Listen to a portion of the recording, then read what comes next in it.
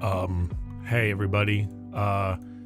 The servants of the corpse god have they've claimed an objective. Not sure if you knew that as of recently, but I've got interesting news that in fact the servants of the corpse god claim an objective. We should stop them from doing that if we can. Also, chat, I would highly recommend typing "what" in all caps, or is it lowercase to get that version of "what" on the stream? Which one is it? Is it? Oh, it's all caps. It's the guy looking at the monitor. I love that emote. It's a good emote. It's not like glorp levels of emote. Because glorp is really good. I mean, like, it's one of the best emotes out there. I'm not gonna lie. But we have glorp, right? Okay, good, we do have glorp. Thank God. I think we got a couple variants of glorp. What a guy. Look at him. Look at him go. This little cat, little green cat. What a cool guy, what a cool dude. You know, what a funny guy. Oh, is that Mr. Alucard? You know, it took me so long to realize that Alucard is just Dracula backwards. Did you guys know that? I'm sure many of you did, but I think some of you in chat don't know that and don't know it's Alucard is Dracula backwards. And those of you who don't know that are like, holy shit right now. Most of you do know it, but it's... Some of you don't, and that's probably quite funny.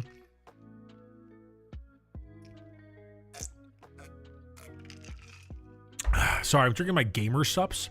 The servants of the corpse god claimed the objective. Hey, DK, you're here. You're here, DK. Hey, man, you did like absolutely nothing wrong at all, but I kind of want to yell at you anyway. Why didn't you speak up more in the Adrick episode? You like seem like you genuinely like the game a lot and don't really agree with our takes on it, and I kind of wish you would have spoken up more. Like, your opinion matters too, you know. I'm sorry. I mean, I'll beat you up later, but not yet. Like, you got some time before I'll kick your ass. I don't know. All right. Listen, man, it's fascinating. It's fascinating. I do kind of want to talk a little bit about it more today, about like the general differences in opinions when it comes to the game, because it's been quite interesting. Mostly fascinating. A little bit of it, a little weird, but mostly pretty interesting. So I don't know. It's yeah. No, comments were not happy with us. They are eating us alive. they are torching us, man. But we'll talk about it later. It's interesting. Glorp.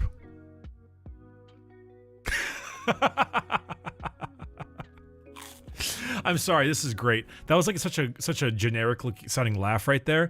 But this comment was held for review on the YouTube section, but it said, "Your review sucks ass. When is the next one?" See, that's the kind of bricky content or comment I normally like to see. It's the kind of like, I feel like we get that one very often. It's the classic Bricky, I hate you and all your opinions. When's the next upload? Yeah, and you know what? Kind of based, if I'm being honest. Kind of based. A little based. I don't know, it's fascinating.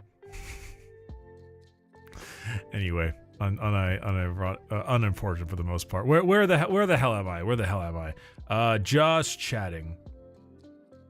Ah! Bricky jump scare. Bricky jump scare. I posted that. Actually, you know what, chat? That's actually a really good idea right now. You guys ready for this? You ready for this fear, chat? You ready for this shit? Dark Bramble jump scare. Ooh, anglerfish. Woo.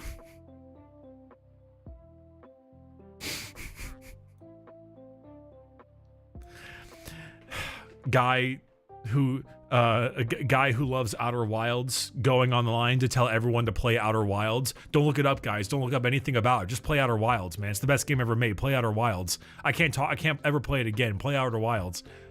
I'm so excited for when I become old and decrepit and I can replay Outer Wilds because I don't remember how to beat Outer Wilds. Incredible. I'm so excited. I'm so hyped. It's great. I just shit myself. How dare you? Your name is Rich Ferret, all right? So 2 things. 1, go back to live stream, and 2, just like get your maids to do it. You're rich. Balatro or playing Balatro. You know, Slipped sent me or I think she responded to one of my tweets with this image, and it's maybe my favorite image I ever have seen. It's not actually my favorite image, but it's like up there. I use that as hyperbole to explain how much I like this image. There we go. I don't really know, like, it's not like a particularly great meme, but for some reason it just gets me. There's something about it that I don't know, it just does it for me. It's just kind of humorous. Goodness gracious. That was funny stuff. Hey, Damien and Robert. Sorry for the one-off. Can you choose an Adeptus Mechanicus novel? Trying to get back into reading. That's a good question, chat. What's a good Mechanicus novel that we can think of right now? Do you want the Mechanicus to be the good guys or the bad guys? Often they're the bad guys. So, I guess there's Belisarius called the Great Work. There's that. That's not bad. Day of Ascension has them as the bad guys. That's pretty good, though. Brutal Cunning, also very good, but also the bad guys. Well, bad guys, you know, like, depends on how you do it. You know what I mean. Those are some good options. Good morning, Brick. Calgar being unfazed by the Lord of Change. I'm pretty sure is due to his Iron Halo. I'm not sure about that one. Also, don't a lot of captains have Iron Halos? Like in general, you know, like don't most captains just carry? Do captains naturally have an Iron Halo? I think they do they do in tabletop because like they have a 4-up invul because they're a captain, which I believe is the Iron Halo. The Lord Change is kind of weird. I don't know. Doesn't really matter. Currently downloading Space Marine 2 after watching your streams all week. It feels like a disservice not to play it. Absolutely. Despite what you may hear, I do like Space Marine 2. I think it's a very fun game. That's the key word, very fun. I have my issues with it, but I've really been enjoying it. I actually played the multiplayer all last night. It's a great time. How many hours am I? 51.6 hours. Yep. Outer Wilds is one of the best games ever made. U2's has a Hearthling plush, and I bought it. Let's go. Leather Daddy says gay trans rights are based. Thanks, Leather Daddy. Wait, does U2's actually have a Hearthkin plush? Outer Wilds. Oh my god, they do. Incredible. Incredible. 51.6 hours and it has some horrible fucking takes. Thanks, Anubis. I'm glad that you have your bit cheering badge on it. Maybe that we'll talk about that. We'll talk about that a little bit. The last 2 days have certainly grilled me more than George Foreman grills Michael Scott's foot. That is a like millennial joke. I'm sorry.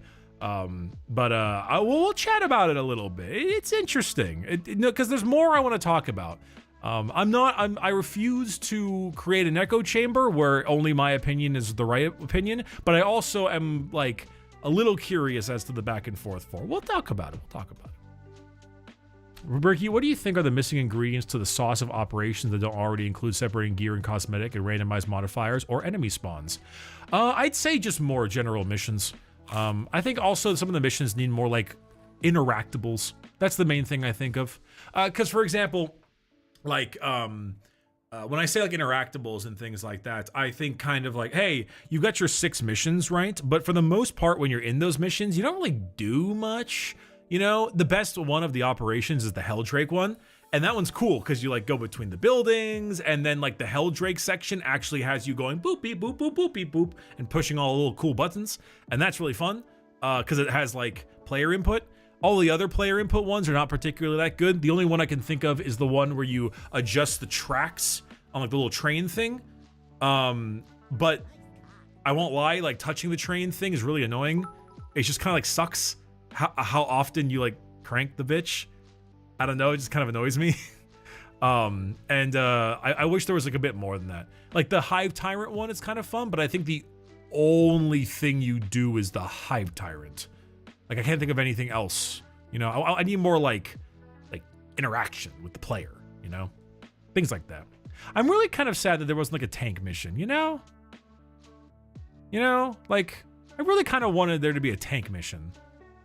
It could be really fun. There's a reason Halo does it, you know? You drive the Scorpion tank for a little bit. I would have really liked that.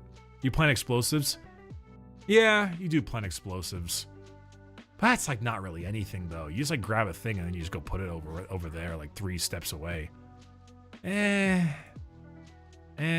one's a little bit. That one's a little bit. I don't know. It's a button click. I would have liked some more things like that, you know? Just a few things. Forget Ultramarine lore. I just found out the Space Wolves will just rip ass in their drop pods to piss each other off. You know, I don't think I've heard that lore specifically before, but I believe you. I believe you. Like, I don't think I've actually heard that, but the idea that Space Wolves will like fucking fart really loud in a drop pod to make them angry is a very Space Wolf thing to do. So I don't know if that's true, but I believe it to be true because that makes sense. You know?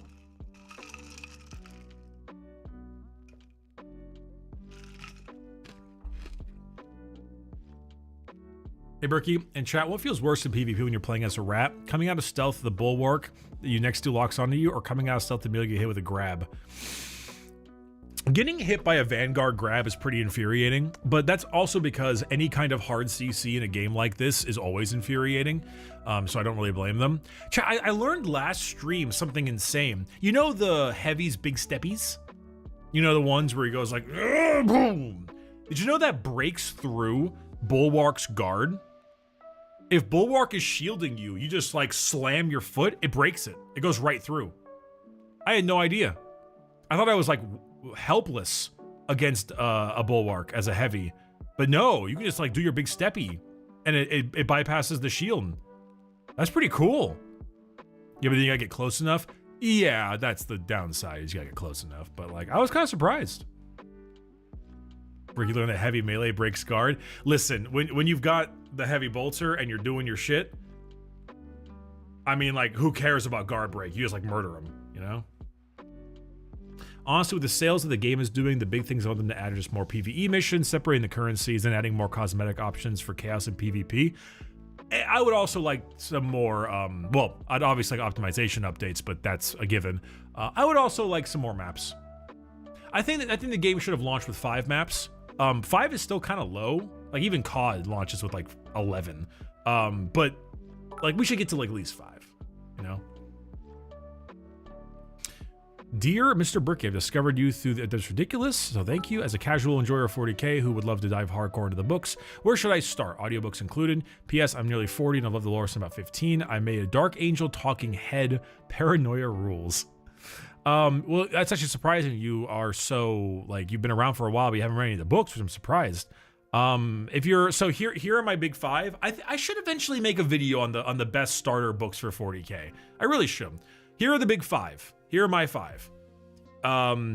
Gaunt's Ghosts. So I'll reiterate this all the time.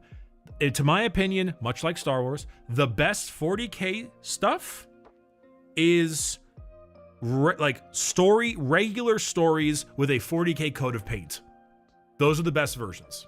Those are my personal favorites. So Gaunt's Ghosts, first and only, first one.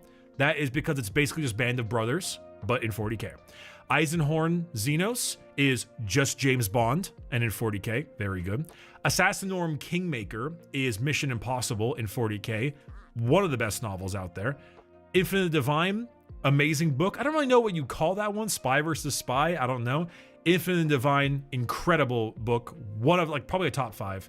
And then Bloodlines, a underappreciated book. It's basically a Blade Runner crime novel. Those are 5 great ones. A lot of people like Caiaphas Cain. I think that one's fine. It's good, not my like top 10 though. But those are the big 5 I'd go with, yeah. I don't know if there is like, I mean, my favorite books in all of 40k are the Night Lord trilogy, no doubt. But I will say, it's kind of crazy to say this, but I get a feeling that like Lion, Son of the Forest might be the best 40k book. I know that it's all opinionated. Everyone has their own thoughts on the matter, but like, fuck, man. Lion, Son of the Forest is so good. It's definitely up there. Like, it's definitely top 5. Like, holy, that book is good.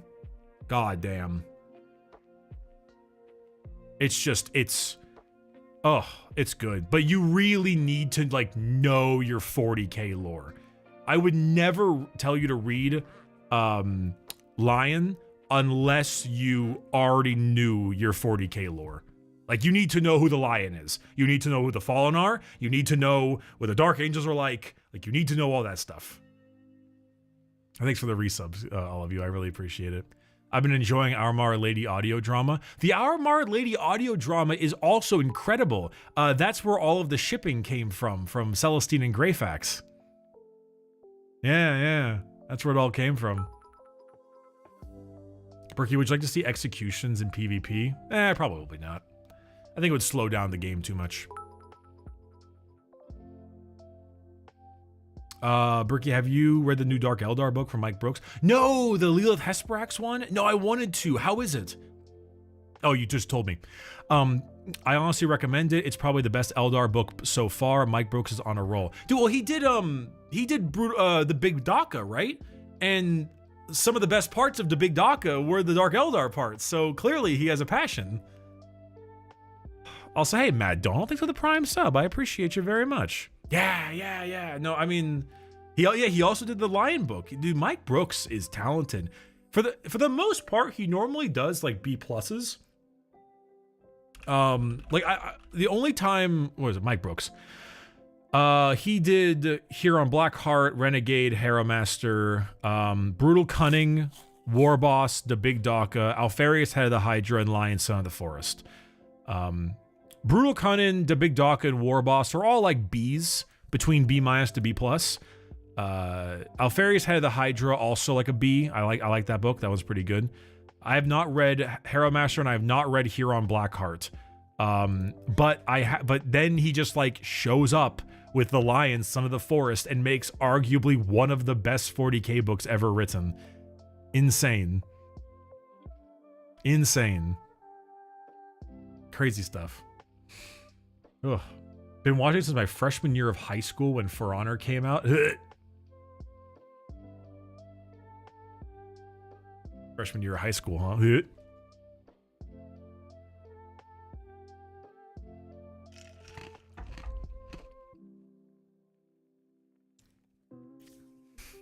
We do not talk about For Honor. Oh, no. Okay, you're half right. We do kind of talk about For Honor, but it was the freshman year of high school part that was making me hurt. The For Honor part also I get, but the freshman year of high school part threw me a little bit. I was like, oh Lord. I met a fan at PAX, and he was like, yeah, I just finished like college, you know? And I was like, oh, it's great. He's like, yeah, I watched you in middle school. And I'm like, you fucking shut the fuck up. Like, die now. I will kill you in real life. Not really for legal purposes, but like metaphorically. Because it's like 10 years. Like, oh, no. No. Hey, Mass and Russell, thanks for joining the memberships. I appreciate you. The Rose at War is appreciated. Not many books on the Sororitas. Not many books on the Sisters of Battle, like, that are much talked about. Did that new one come out with the really cool Sacred Rose lady with the awesome mini? It came out, right? Pretty recently? I don't know if it's good or not, that book. A lot of sister books are a little, they're all right. They're here, they're there, you know. Oh no, I don't hear a lot of great things about them. It's like Eldar books, you know. You just don't hear many great things. Are you aware Morven Vol's Spear of Faith is out? I think you'll enjoy it because it's about sisters and Night Lords going up against each other, and because it's a sisters book, the Night Lords will lose, making it lore accurate. Hell yeah. Berkey, are Kriegsmen scared of anything? Living too long, I guess. Berkey, I turned 30 this month. Shit sucks. Does it really, though? Like, I don't know, man. I'm 1 year away from 30, and I'm feeling pretty all right. I think it's just all kind of blends. You know?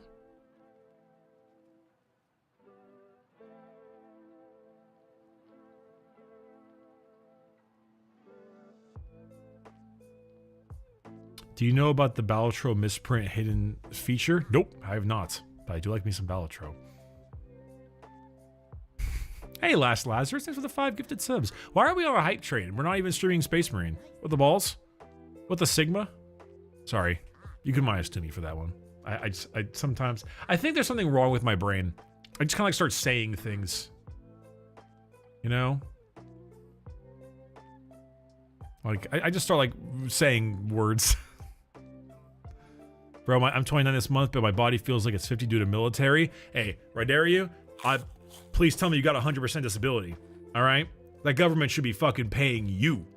All right? If someone's going to pay for that down payment of that damn house, it should be them, not you. Also, Cronus right now is suffering. Bricky, what to you made Loken so much more developed character? I'm reading the Horus Heresy right now. I'm quite enjoying it. I halfway through False Gods. Honestly, I think it's just because a lot of the Horus Heresy era Space Marines are much more human in a lot of their conversations and discussion. In the modern day 40k universe, a lot of the Space Marines are, well, they're not religious zealots in 30k. You know, they're soldiers. They're born, bred killing machines, but they're soldiers. You're not indoctrinated, brainwashed, yeah, like religious zealot like you are in 40k. So there's a lot less of intrigue because of that. Because their personality is like, I love the Emperor, you know? Not always, but sometimes. I think that dynamic is what helps it. Like even Karn, you know? Like Karn is a really interesting character in the Heresy, but Karn is, he's like, I don't know, he's got like problems, you know? He has emotions, he has feelings, you know? Most of them are rage, but they're still feelings. It's like a debilitated friend, you know, because of the nails and everything. Argel Tall, his whole point is crisis of faith. I don't know, Loken, that was one of the best parts. Like okay, sorry, not really doing spoilers or anything for Horus Rising, but a little bit of spoilers. It's the first Horus Heresy book. Literally, the beginning of the book, they, well, murder an entire, like a planet that doesn't immediately join the Imperium. They're like, no, we don't want to. And then they're like, okay, you're all gonna die. You're in compliance now. And then the guy is like, why couldn't you have just left us alone? Like, we're human. We're like you. We're not hostile. Like, why couldn't you just leave us? And at first he's like, cause that's fucked, cause you deny the Emperor, etc., etc. But then Loken is like, that shit's been bugging me. You know, because the Remembrancer also asked the same question. She's like, why couldn't you have just left them alone? And he's like, this shit's fucking bugging me, man.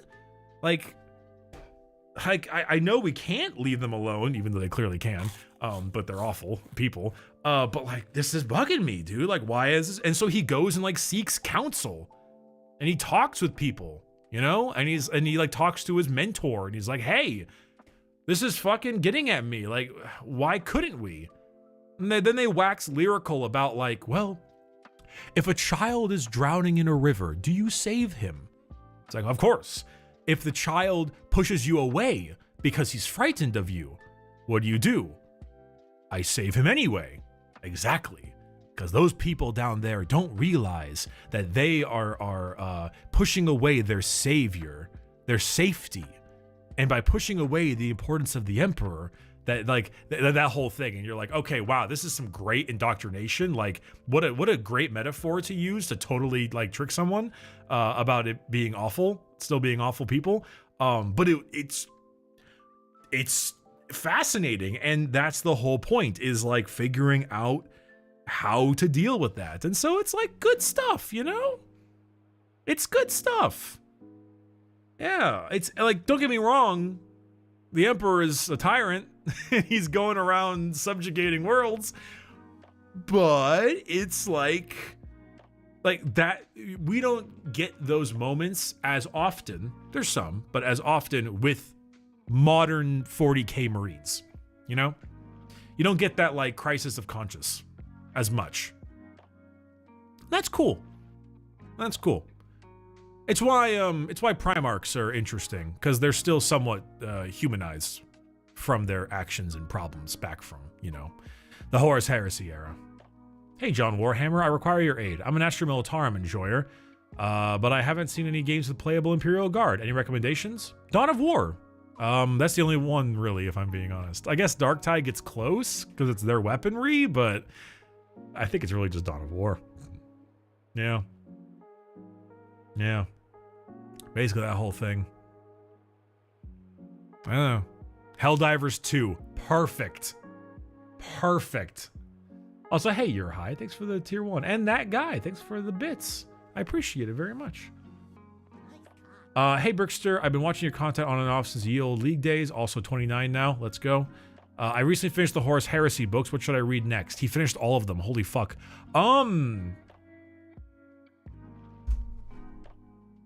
So I don't know. The Lion, Son of the Forest?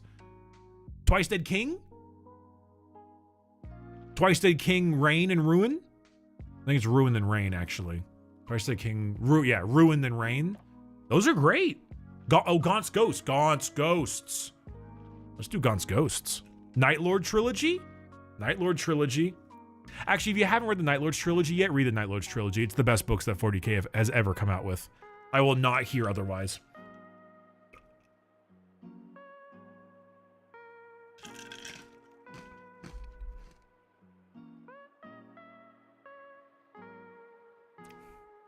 Not mentioning Infinite Divine. Caught me. Listen, the last 2 days have been nothing but hot takes, so here's another one. Twice Dead King Ruin is a better book than Infinite Divine.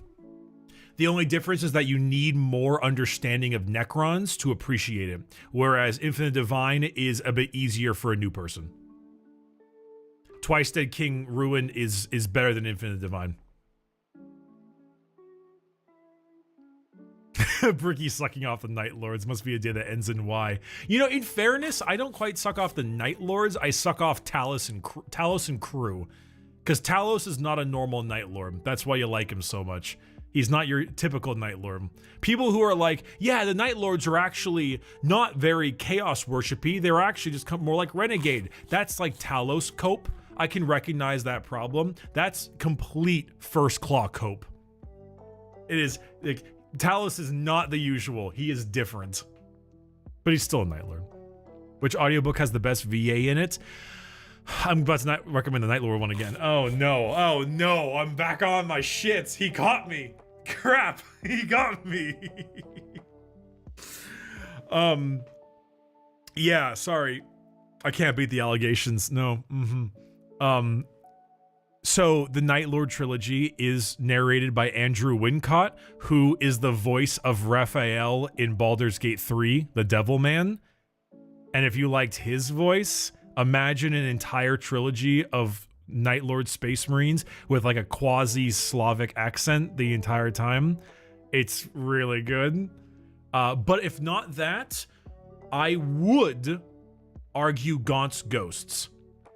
I've talked about this a bit with Discord sometimes, but Gaunt's Ghost is voiced by Toby Longworth, I believe, and he does all the ghosts are like kind of Scottish in their voices, but what's insane is he does them so well. If you played a clip of a ghost's voice right now, I could like tell you which ghost it was. His voices are so good, I could tell you which one it is. Like, oh, that's Korbeck, or that's Ron. You know, like, it's that easy. He's amazing.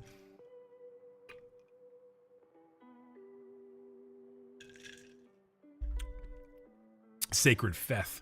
Any Tau books you recommend? Yeah, go to the bargain bin at your local Walmart and pick one of those out. I'm sorry. I don't have any Tau books. I hear the Farsight books are pretty good, but I haven't read them.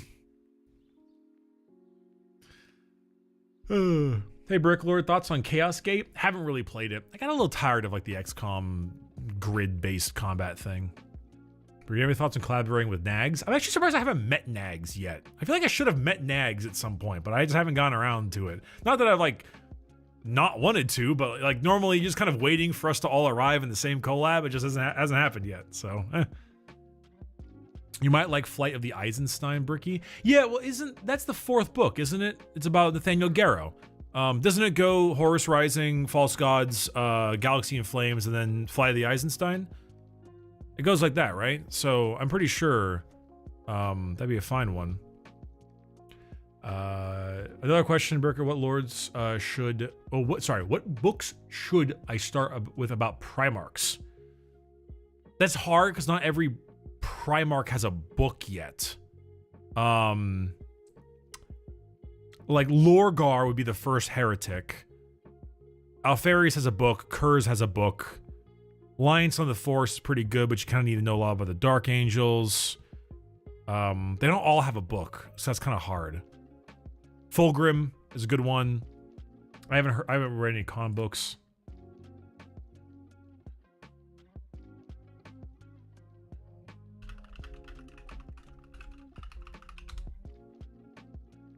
Sorry, I'm tippity-tapping a little bit.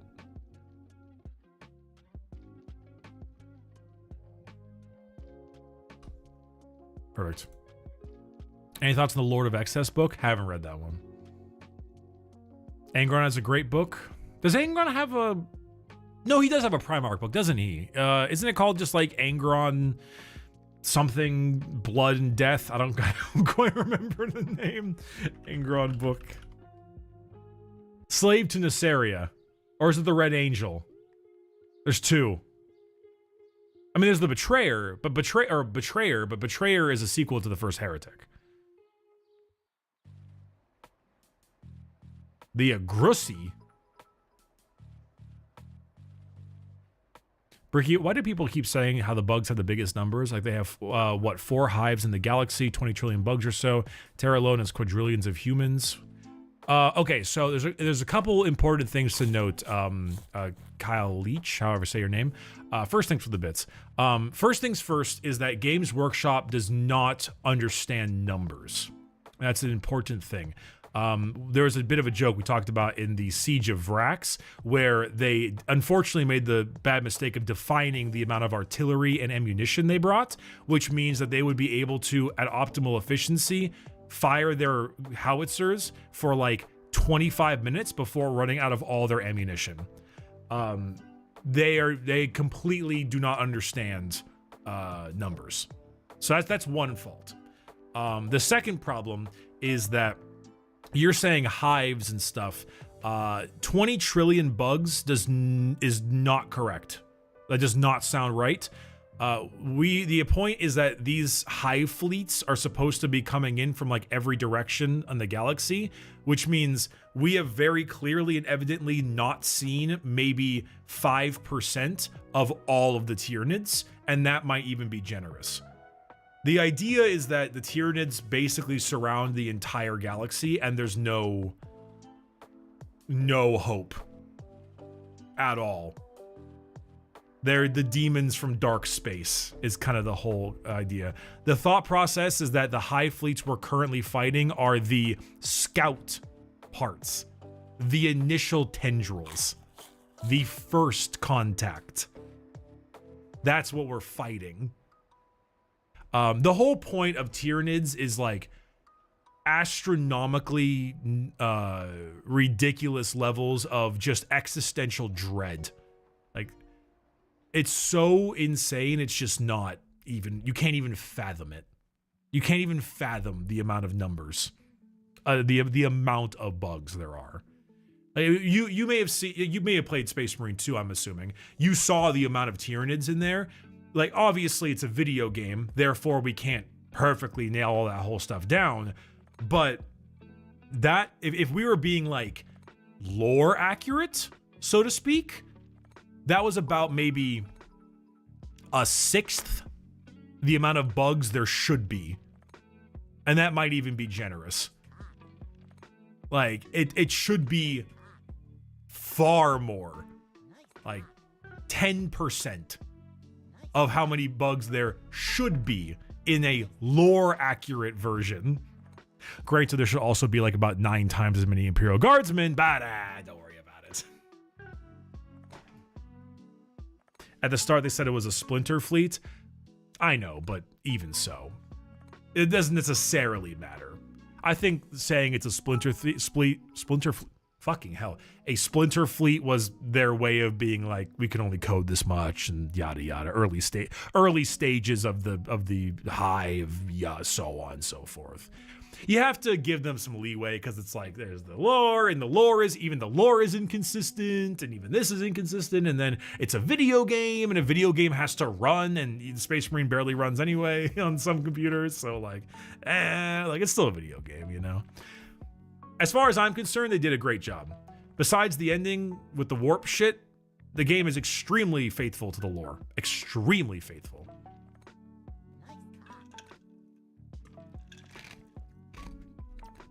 If you could add 2 classes to Space Marine 2, what would you want? Chaplain and Librarian. That's easy. Ooh, here we go. This is what I was waiting for. Bricky, you watched SM2 video and loved it, but you mentioned that Murrow got 0 buildup, but his name was written on the side of the wrecked Thunderhawk in Mission 2. Yeah, I know, but like, where was he? That's kind of the point. You know what? This might be a good time. This might be a good time to talk about this a little bit. I don't know, like, yeah. So the last 2 days have been pretty interesting. We did a video on Adrick, our thoughts on Space Marine 2, and people were not happy. They were not pleased. And then I did my video about Space Marine 2, and generally the results for that one were better, but still not great. And it's been rather fascinating talking about it a little bit. I had a little conversation in the Discord with some folks about it. It's been very interesting to kind of back and forth with it because, and this kind of goes along with me originally getting a review code copy. In the first week of me playing the game, review code prior to the masses having access to it, so on and so forth. I was playing the game, finished the campaign, I was talking with colleagues, other Warhammer lore people, other YouTubers and fans and people who got the code. And for the most part, it felt pretty unanimous. I think I was definitely one of the ones that was the more negative out of the group. I would put myself in like the higher percentile of negative, whatever. Like, I was a bit more than the rest, but most people I spoke to were also like decently pretty, it's whatever, you know, kind of thing. And so it's been really interesting to see the immediate difference in opinion when the game came out. Like, it was like overnight, just bam. Like, a lot of I'm gonna say you as in like the general you, not necessarily like you the individual, seem to really like it, really enjoy it, really like the story and stuff like that. And I find it a bit fascinating to see the disconnect. I couldn't really get into it much on the video itself because, you know, most of the video was written and discussed already before the game had reached general audiences. But a decent amount of folks really liked it. And I don't know, it's been a interesting dynamic to see the differences. And I guess it kind of gets me a little bit curious. I kind of want to have a round table, you know? I kind of want to talk about it a bit more. And just kind of, you know, bounce a few things off of you guys. And I hope there's enough of you who are like against my opinion on it, because this is obviously my channel. This is my chats. But I don't want like an echo chamber. I don't want just nothing but yes men. And so I would prefer if we can, you know, do a bit more of that. But I don't know, originally I was just a little surprised at how much like backlash it was. Which maybe is also a me thing, you know. I'm not someone who particularly takes like opinions on video games very seriously. You know, I know reviewers and people have their opinions and stuff, but if they're like you know, they love a game I hate or vice versa. I'm kind of like, you know, like everyone has their thoughts, whatever. But I got sent like a Reddit thread on one of this. I mean, it's Reddit, I know, but like a Reddit thread, like one of the subreddits. And it was like the whole point of it was like dogging on me and Adrick's like opinion on the game. And I was a little shocked it went that far, you know? Like, it is kind of strange that it would go to the extent of like, I am making a front of the subreddit page thread like not upset, but like disparaging the opinion. It's kind of weird. I don't know. It's a little bit weird. I don't know. I like to go that far, you know? I you know, as I mentioned before, I don't really peruse Reddit much, but like, you know, Discord, which was just a little bit strange because for me, I'm very much a like, hey, you know, at the end of the day, it's like opinions on video games. And so it's a very like nothing thing. It's like, doesn't really matter in the scheme of life. And so you just kind of like, you kind of move on to it. But it was a little bit more than I expected. And normally I get people who disagree with me plenty, like Alan Wake, right? Like totally major differences in opinions on that kind of stuff. But, you know, I want to be honest and talk about my normal thing. And I want to be like, explain my position. And I wonder if I, one, didn't explain my position properly, or two, why is there such this huge disconnect between the people I spoke to and the general world? So yeah, I don't know. I'm curious. I like to chat with a couple of folks. I want to hear your thoughts. I want to hear the thoughts of people in the chat who are really big fans of the game, and I want to have a back and forth thing on that one because I'm curious on it. I think it's lore masters versus casuals. That's part of it. The lore people, because like the people that I know with all of my friends who do lots of 40K stuff, some like often for a job, is where I see a difference. And I'm trying to pinpoint that. I thought the campaign was all right. The story is basically the first one. Oh, hold on. Change orcs for nids. Couple really nice surprises. Like I didn't expect the chapter master to show up. So you consider that a nice surprise. So you see Calgar arriving as like a cool thing, like holy fuck, it's Calgar, not like it's just like they just randomly put Calgar in at the end. Huh. Do DK and Shy love it? DK does like it. DK likes it much more than me and Shy do. Me and Shy are pretty down on it. But DK does, and I feel like we didn't give him enough of a chance to speak in our episode because he said he liked it, and I feel as if, I don't know, if we drowned him out or something like that, or maybe he needs to be more assertive. No, I'm kidding. But like it was, I don't know, I was kind of surprised by that. Let's see here. There's a big thing. I think the big difference between Space Marine 2 is that it went more mainstream. So despite years of 40K memes and the overall message being that it was good, but could have been better, there's a lot of people who have absolutely no prior introduction to the deeper lore of 40K. That's a little bit of the thing that I'm the most curious about. Because like, why, what do you want from a game's campaign like this? Like, are you here because you really want to see the badass shit that you've wanted to see in books and things like that on the big screen and have that expressed with a AAA budget? Like, is that like what you showed up for? Story-wise, Heavenly Father, story-wise.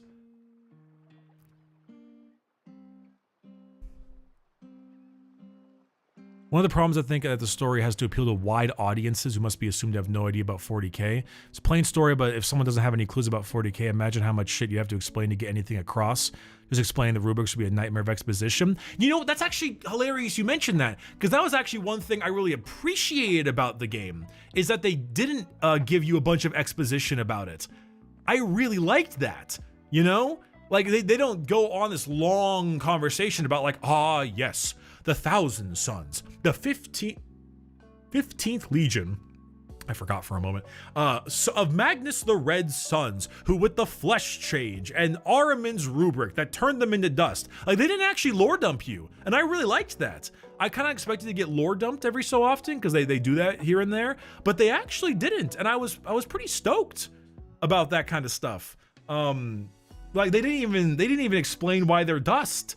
You know, they let you, and you kill the sorcerer and only the sorcerer talks, and that's awesome. I thought that was super cool that they just let you accept that type of part, you know? Okay, Heavenly Father, I'm curious here. For me, story-wise, I want a lot of the harder emotional stuff that requires actual thought, besides just, as you said, bolter porn, besides the hurrah Cadia stuff. I want the actual feeling of saving and not saving people. So Heavenly, are you like, do you consider the campaign to be kind of mid, kind of not great, or are you like, are you still fine with it, all things considered? Okay, so you're with me on this one. You agree that it's a little bit mid and a bit boring. That's so fascinating, man. That's so fascinating. I don't mean to like, you know, get more people to dog on you or anything. Long story short, the last like 2 days, both between my reviews and the one that we did with Adrick, we really harped on the campaign, and people are not happy about it. So I find the difference in opinion to be really interesting.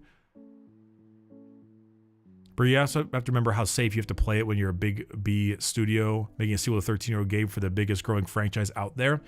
So my issue is not it playing it safe. My issue is that it's paced and just generally not particularly like exciting or like interesting. It's a lot of like setup and payoff, the same mission. Example, one of the things that I think was either not necessarily taken out of context, but maybe I didn't explain properly, was your squad mate. I can never say his name properly. Charon the boatman, whatever. He had that like whole angry moment, and I said it wasn't really paid off, but a lot of people were quick to describe like, no, it was said right afterwards, like he was a kid on Calth, etc. That kind of Chiron, thank you. He was a kid on Calth and the word bearers attacked and all that kind of stuff. And I agree they did like say it, but there wasn't much of an arc. It was like a heartbeat. It was a spike. It was like really angry moment. I'm very mad. I kill things. Stop that right now. What the fuck? I was a kid on Calth when with word bearers. Oh, that makes a lot of sense. Never comes up again.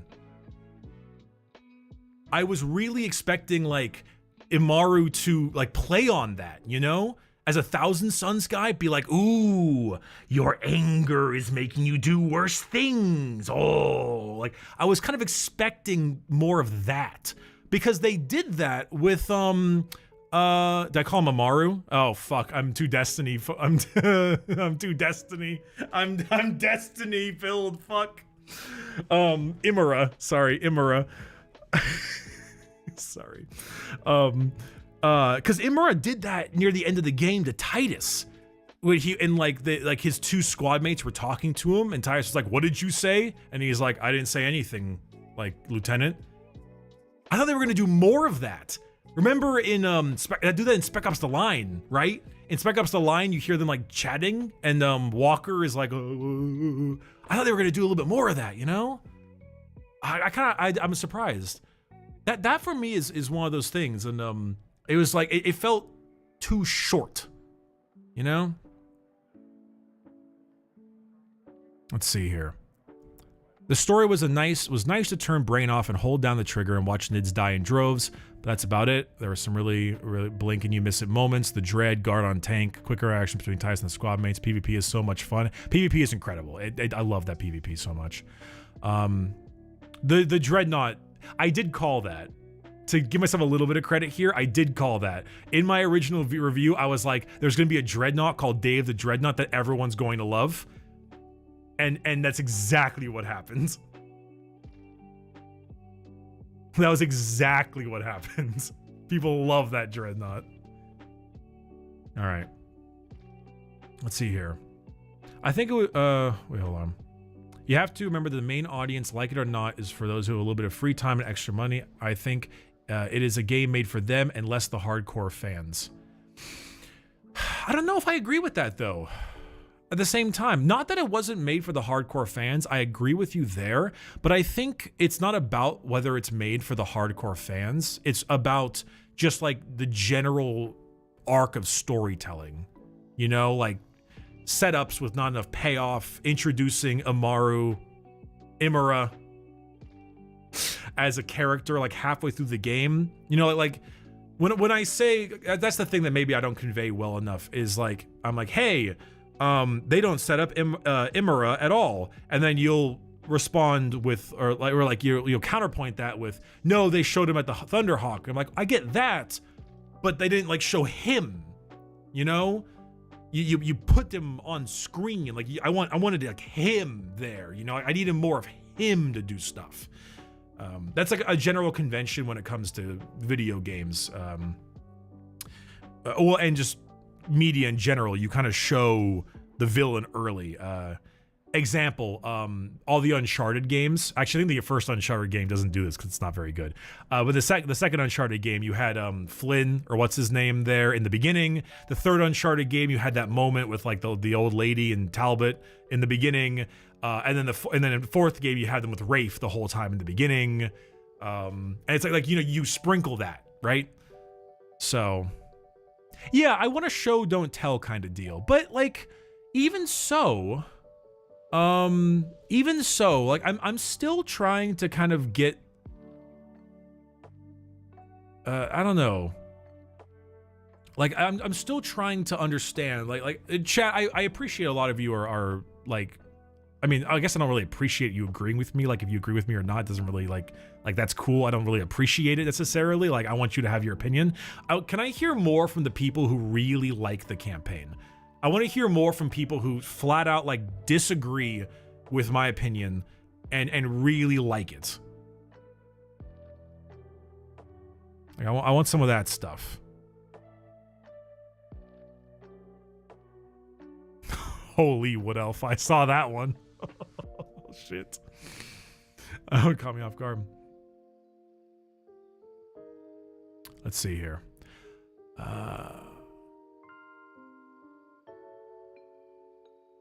The game felt like a lot of great jumping off point, and the story is shallow for non-fans, and the gameplay to get everyone interested. I've been playing with a friend who this is her first intro into 40k, and the story being whatever has been perfect for me to vibe and explain stuff to her, and has gotten her interested in learning more about the universe.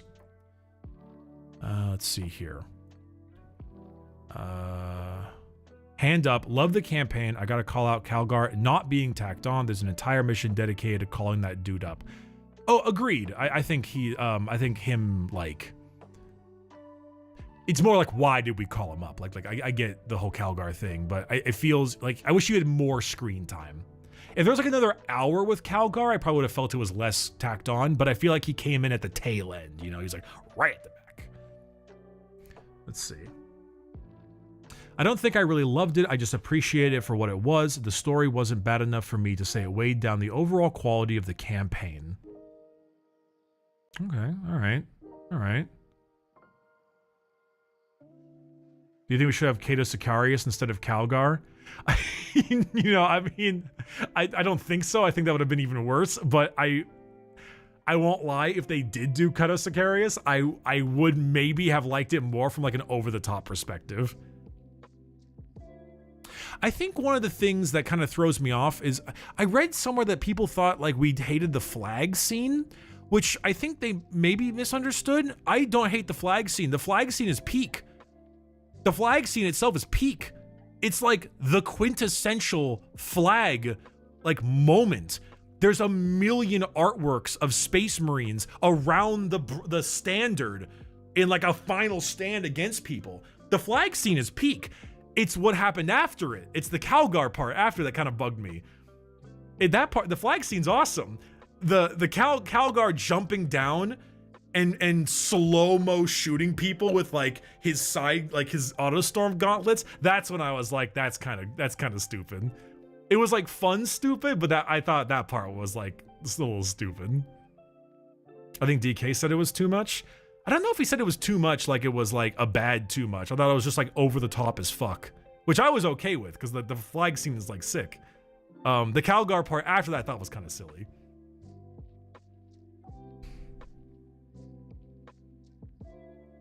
This is, oh, okay, here we go. This is what I hated about your review. You talked about so many great moments and then still shit on it.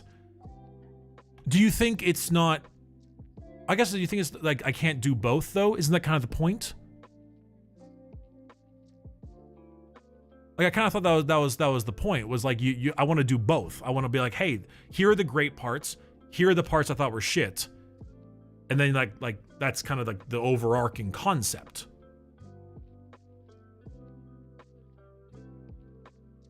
Hey, don't be mean, chat. I asked for this. Don't be mean, chat. I did ask for this. I asked for these opinions. Why do I feel it was stupid? The Calgar stuff? Maybe it was like, how do I explain this? Calgar is one of the, so this might be a 40k lore nerd problem. Calgar feels like one of those characters that's like everywhere. Like I see him all the time. He is constantly used in all and has already done so many things before, but like, and already so many over the top feats of power that are crazy. Like he's Papa Smurf, right? And so seeing him like fly in, stand over like the Thunderhawk, or I forget what plane he was on, jump down in like slow-mo, ready his bulk storm gauntlets, and then like off, like not even looking where he was firing, just start doing this in slow motion. I don't know, it was another like, oh, here comes Calgar again. They're just jerking off Calgar once again. Look at them suck Calgar's dick the same way they're doing it. You know? Like it's just, there's a little bit of that for me. I don't know. The flag was peak, but that one was a bit much for me. I don't know. It's just, I don't know. I feel like maybe that's the problem, right? Because like I'm so immersed by the 40k lore. I look at that and I'm like, oh my god, there goes Calgar again. As opposed to, I don't know, like if it was someone else. Was there another character you preferred? I think it's less about a different character. I think it's just like the need, you know? Like why did we need it to be like a big famous chapter master kind of thing, right? Like why couldn't we have just like done our own Last Stand vibe? I don't know. Tangerine Drago. You know what? I'll be perfectly honest. Missed opportunity. Imra opens the warp portal. Kaldor Drago just fucking walks out of it. Starts beating the shit out of people. Now that would have been fun. No, don't get me wrong. The flag scene is peak. It's stupid in like the fun stupid, like how Warhammer is. Warhammer is fun stupid. Don't get me wrong. The whole point of 40k is that it's like so over the top it turns into becoming cool. Because it is really goofy. Like, but at the same time, you know, I don't know. All right, what's this one? I want to read this one because I see it posted a couple times. The first game failed to gain the large audience the developer needed. This game got the mass market appeal and fan base. The next game will be more in line with what you want. Thought the game was straight baller, start to finish, great combat, perfect aesthetic and feel. Love the characters and reveals. I just think the goal for the dev and publisher was more capture than grow. I think you're right. I think you're correct. I think they could have done both. I think the game could have still done a better job with its characterization, pacing, and general story beats, and still captured the audience. Like I don't, maybe I'm in the minority on this one, but here's a side question, chat. Do you agree or disagree that like the Tyranids not being a threat about halfway through the game and focusing entirely on Thousand Sons, do you think that was a good idea? Do you think that was good or bad? Because I feel like that's a pretty obvious negative. I think that's a clear, obvious negative.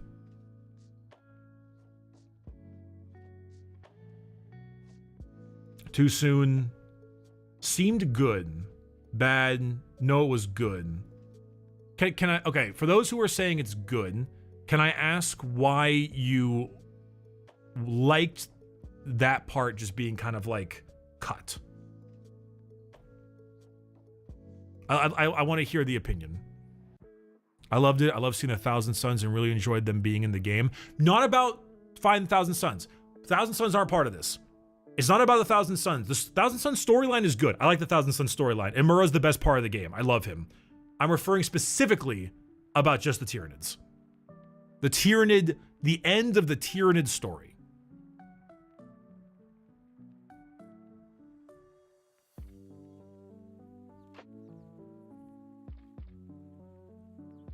Sorry, I'm reading. I know, like, streamer hasn't spoken for 30 seconds. The chat's leaving. Treating the Nids like a natural disaster in the background is the best way to use them, I think. You know, I think you're actually right on that one, and it kind of makes me wonder if it would have been fun to bring them back near the end of the game. Like, Tyranids are this major force of nature. I almost feel like they could have arrived to help fuck up more of the Thousand Sons' plans. You know? That would have been kind of fun, you know? Especially with, like, Shadow in the Warp and everything like that, being, like screwing with, Psychic, you know? It becomes less of a slasher. Also, hello, Tomographic. It becomes less of a slasher and more bullet spongy, rinse, repeat, execute, head-ripping animation simulator towards the end. Tyranids are more fun to fight, and the story just doesn't end. Kind of just doesn't end. That's the thing I feel that kind of threw me up a little bit with the Tyranid thing, because killing a Hive Tyrant doesn't do much, just straight up. It doesn't do a whole lot. Like it'll help for a bit. Don't get me wrong, but it doesn't, like, it shatters cohesion for a bit, but they'll just make another damn Hive Tyrant. They'll make one in a day. That's the unfortunate thing. I find the Thousand Sons gameplay to be weaker than Tyranids. But I find the Thousand Sons part of the game to be more interesting than the Tyranids, which is the reverse of this first Space Marine game. The first Space Marine game, the orcs were more fun and more interesting, like, to me, at least. I really thought the orcs were, like, pretty darn fun in the first game. And I blame the fact that Nids can't speak, yeah. Because War Boss Grimskull is awesome, you know? Space Marine! Sorry, I had to. Let's see. Still reading some more stuff.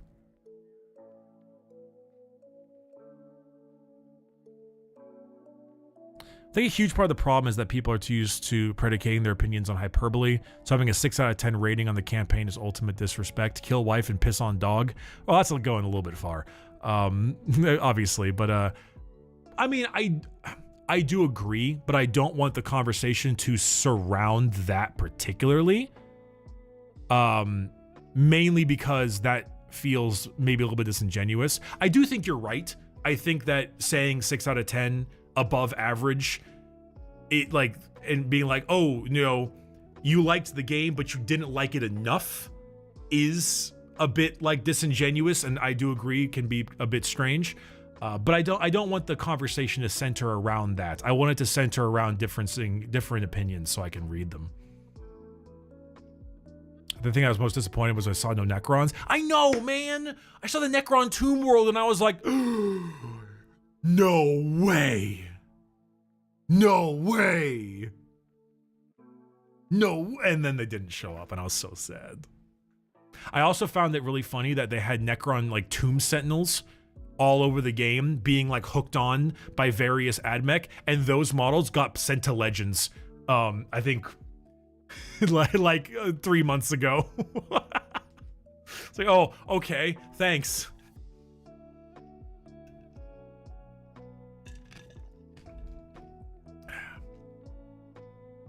Do you think the ending of Space Marine 2 will lead into potential DLC?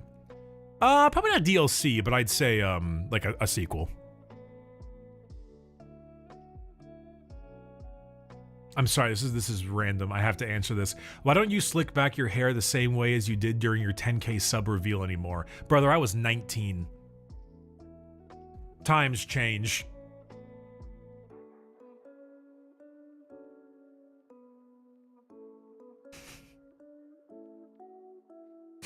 We're a little different now.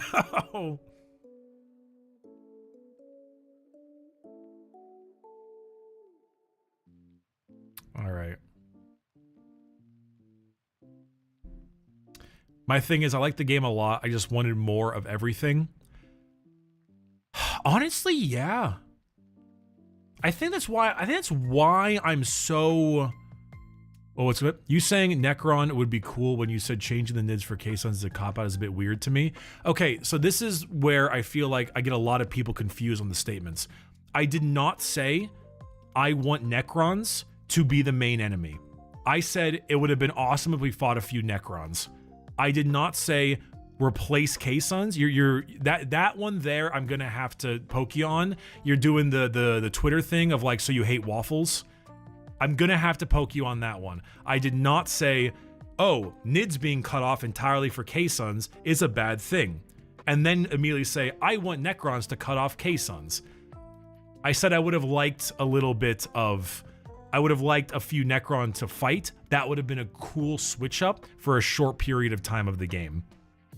Much like many other games, they bring in an enemy out of nowhere that's really kind of like a quick random stint, changes the gameplay a little bit, throws you off for a little bit, and then they go back to normal. That's just diversification in gameplay, and that would have been awesome.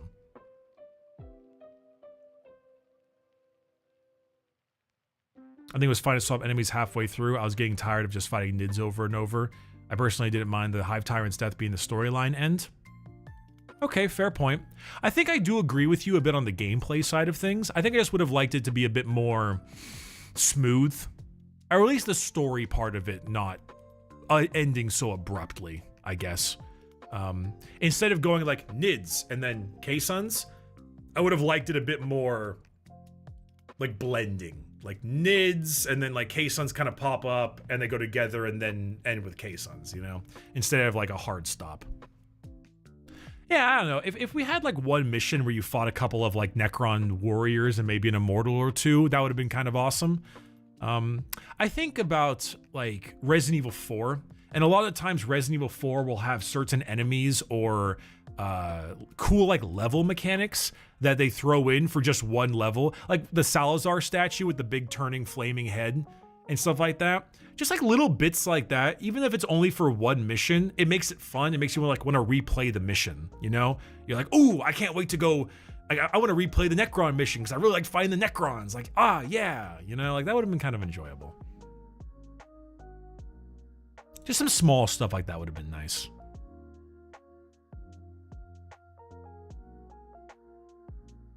Kind of like how you fight Grimskull after Chaos show up in game 1. Yeah, because like the orcs kind of do at least have an end to their story. You kill Grimskull, you know? You kill Grimskull, and that's pretty cool. I mean, it sucks. I like Grimskull, but like, you know, at least there's still an end. Like the war boss is dead. Okay, we can kind of move on. The Hive Tyrant isn't quite the same, and even if it is the same, you don't kill the Hive Tyrant as Titus. It's a side mission. It's not even like part of the main campaign, which is even worse.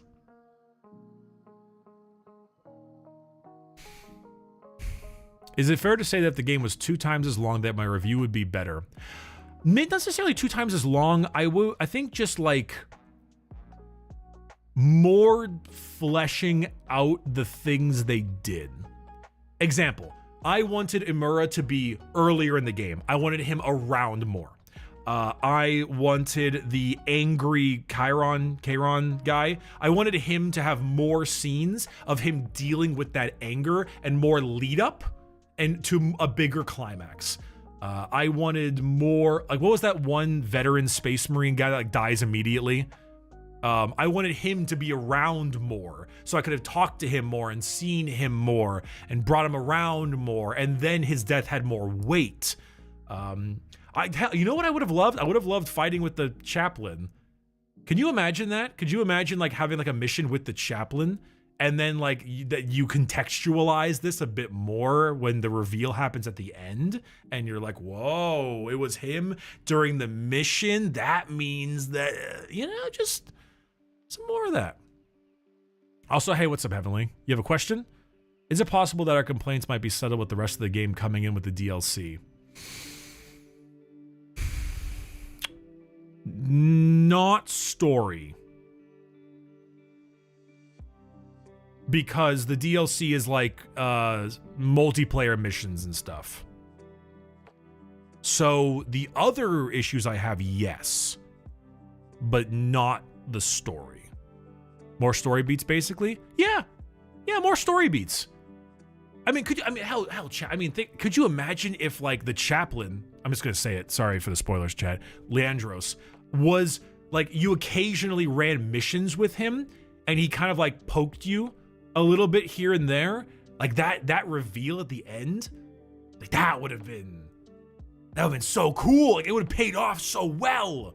More like if you like fought alongside him again, you know, and you didn't realize it, and then it showed. It's like, whoa, you know, yeah, some more of that.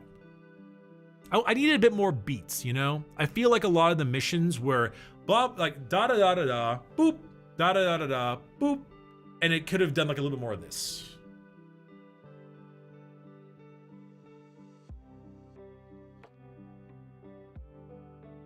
On the prior one, that's my bad. I didn't misunderstand you there. Hey, no worries. Well, all's good in love and brick. All in Calgar, I like it since Calgar did like nothing ever since the Rift opened. Well, he did fight Abaddon, like 1v1 on Vigilus. They even mentioned that in the game, which is a cool point. Yeah. So seeing him do something after being relegated to second fiddle due to G-Man return felt cool. Also, you fucker, you got me to buy 1.3k euros worth of Warhammer. I guess that part's a little bit fair. I think what separates me is like kind of the mental thing between the game and stuff. Because on one hand, we have to be notified of our understanding of Warhammer to appreciate the game, right? Like you might, if you don't know Warhammer much, you might think the flag scene is like fine. But if you know Warhammer, you've seen the John Blanche artwork from 20 years ago of the Space Marine last stand on the company standard. Like that shit's iconic. That's iconic. But at the same time, if you don't know any 40k lore, you have no idea who in goddamn hell Calgar even is. Like, you have no clue why he's here, why he's important, why he arrived for 1 hour and then left, you know? And so I don't want to fall in the same trap that Destiny 1 fell into with Grimoire cards. I don't want to have to spend too much time reinforcing your knowledge of the game from outside perspectives, because that pulls you away.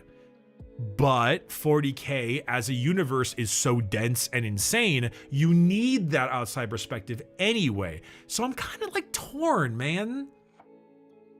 I'm kind of torn, you know? Also, why don't you know how the shadow and the warp works? I do. It cuts off communication and causes psychers to go crazy, and they blow up, among other things. I'm confused what your phrase was. Was that, I'm confused specifically what you were pointing at. You misread it. Also, why you don't know how the shadow in the warp works? Did I misread it?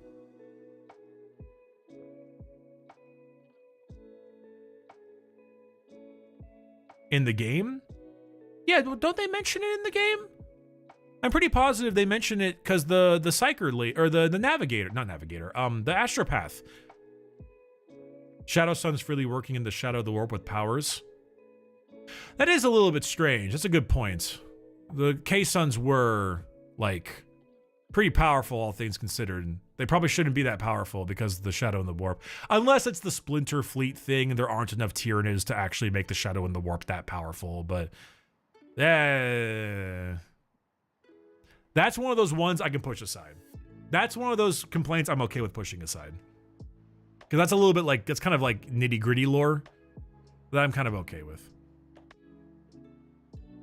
I feel like expecting the game to tell us more about Calgar is like expecting Titanfall 2 to tell us more about Sarah Briggs. Yeah, but Sarah Briggs is like in the game the whole time, and Calgar is in it for like the last hour. If Calgar was in it more, this wouldn't be a complaint. Like if he was around in the beginning, some things happen, he got lost, he got like, he wasn't around anymore, and then he comes back in like a heroic, that's the thing I'm trying to point out is like, hey, Calgar jumping off the ship and doing like slow-mo battle attacks is so much cooler if he was set up in the beginning and then like shown in person in the beginning and then like comes back to save the day. You know, like it's so much more powerful that way. I needed more setup. All right, side question, chat. How many, hand up if you are happy with your purchase and that you still liked the campaign despite its problems.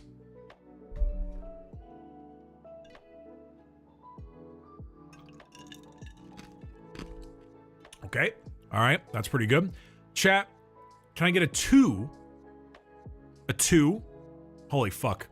In the chat, if you think I am being too harsh on the game. A 3 if you think I'm being fair. 2 if I'm too harsh, 3 if I'm fair.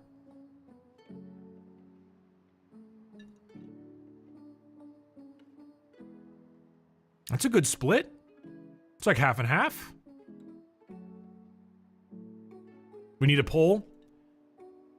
I want to do a poll, but YouTube chat can't get a poll. They can't see it. I feel bad. You know what? We'll make a poll on Twitch, chat. Is Bricky too harsh on SM2 campaign? Yes, no, just, that's it. Yes, no. 1 minute. Sorry, YouTube. I wish I could give you a poll too. Straw poll? Eh. So I'm going to have to take this with a grain of salt though, because this is my chat and my chat will always tell me the things that I want to hear. And so I am going to need to adjust it. No offense, chat, but you are my fans and therefore we will accidentally create a slight echo chamber by doing so. Except for you, Heavenly Father. I know you'll tell me what you mean.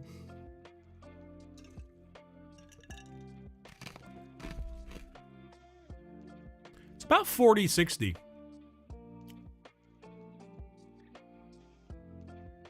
40% I was too harsh. 60 I was not too harsh, which is actually, because it's my chat, probably a higher percentage of I was too harsh. That's pretty interesting. That's pretty interesting. You need to do this vote on Twitter. I'm not going to do that. Warhammer Twitter is the worst of them all. Out of all the Warhammers out there, YouTube, Reddit, etc., Twitter's the worst because it has the highest percentage of like weirdos, of like culture war people, and we don't do that. Not interesting. I don't know. I wanted to have this talk, chat, because I wanted to have this talk because I'm no stranger to making opinions on things that go against the masses. I do it all the time. I consistently have reviews and videos on games that are, without a doubt, not the popular opinion. But I haven't seen this level before. And not just that, but also, like, I don't know, this harsh of a thing. Having doubts? No, I don't have doubts in my own opinion because at the end of the day, it is it's my opinion. Like, it's my opinion on the video game. It's a subjective point of view. I know what I felt. I know how I feel. You know, I'm not like worried about that. It's more just interesting to see the differences, you know, and such a difference in opinions between the people I speak to, the content creators, like the lore channels, the Warhammer, you know, YouTuber folks, generally agreeing that the campaign is not very good, and then hearing a lot of people, like everyone else, be like, nah, wait, man, this shit's peak. And it's fascinating, because, like, don't get me wrong, you can absolutely get really hoity-toity assholes, like movie reviewers and stuff, that will do that and have, you know, the best, you know, what's that meme where it's like, this shit fucking sucks, actually, literally coolest thing ever. That's how I feel right now. I feel like I'm into this shit fucking sucks guy. I feel like that's me right now. And But for this game, like Warhammer, it might become more mainstream, don't get me wrong, but for the most part, a lot of the people who actually make content on it are still relatively niche creators. Like, we haven't reached the level, we're not big enough to become uber hoity-toity critic asshole. This wine is clearly $4 million. Sir, you're drinking piss. Like, and so it's been interesting. I've been curious about it. I kind of wanted to talk about it a bit more.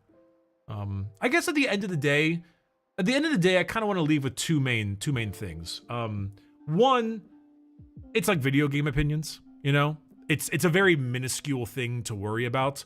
I guess I'm more surprised because people are very, very passionate about this, and it's like differences in the opinion of like a video game, you know? It's very small importance. And it's just, I'm a little surprised it's gotten this far. I'm still shocked there was an entire front page Reddit thread about it. Like, I'm pretty shocked it went to that degree. But at the same time, secondly, I'm just kind of like, I guess I'm just kind of happy everyone enjoyed it more than me, you know? I don't know, like, it might not seem this way. You may not assume that I think this because internet conversations have gotten so vitriolic, but I mean, all of you seem to like the game more than me, and that's kind of like a good thing, you know? That's kind of neat. Like, hey, all of you had a more fun time than I did. And that's, and I don't know, that's pretty cool. So, like, I'm happy about that. That's cool to hear. I don't know. That's nice. That being said, yeah, the sound mixing is dog water. The sound mixing is terrible. Why? The music sounds like it's supposed to be good. Why can't I hear it? Why can't I hear the music? It sounds like it's supposed to be so good. What happened? It looks good. Why can't I hear the music? It's like so important. It's like, what the heck? All right. That's my last bit. That's my last bit. Anyway, chat, I hope you are, I don't know why I'm even asking your opinion on this. I hope you're okay with me, like, uploading this conversation to the second channel to talk about it a bit more. I think it was a good talk. I liked it. Only if you include the salami lid. The salami lid. Hey, Heavenly, you like the PvP? You enjoy the PvP of Space Marine 2? You want to play the PvP of Space Marine 2? He says no. Fuck you, man. Trying to segue your ass into playing a video game. Look what I've done wrong, apparently. I can't believe this. Oh, hey, thanks, Cheesecake Cactus, so much for that. I really appreciate it. A lot of us enjoy Alan Wake 2 more than you, but that doesn't disregard your opinion or other dissenting opinions. 100% agree. 100% agree. I think sometimes I have this little sadness in my chest with it kind of thing, because I'll see reviewers, I'll see other like friends and other content, whatever people, and I'll very often see a sort of, yeah, you know, I liked them for a bit, but then they didn't like X game, and now I don't trust them anymore. Like, I hear that a lot, and whenever I see that, I'm like, come on, man, don't do that. Don't do that. I can't. Please don't. I don't want to be that guy, chap. I don't want to be that guy. I don't want to wait for like the next Mass Effect video game and it come out and I'll be like, it's good, and then everyone thinks it's bad and they're like, well, yeah, but Bricky didn't like the Space Marine 2 campaign, so like I shouldn't take his opinion seriously. I'm like, fuck, no. I don't know. I'll see. Anyway, let's go ahead and get this shit going. Exclamation point drops. Death to the false Emperor, blood for the blood god.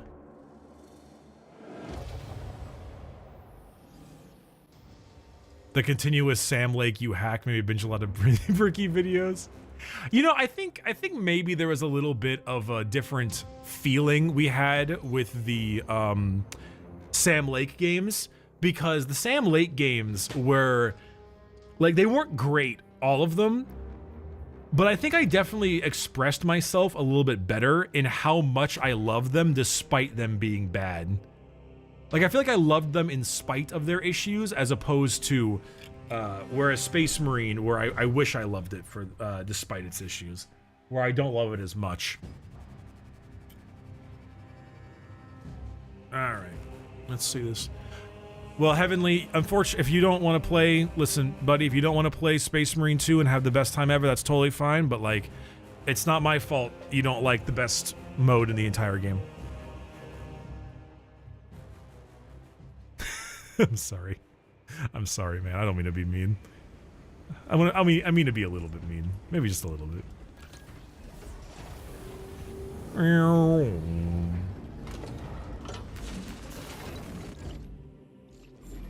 Crayola chapter? I should, though. Honestly, a lot of the drip, like, look at this shit.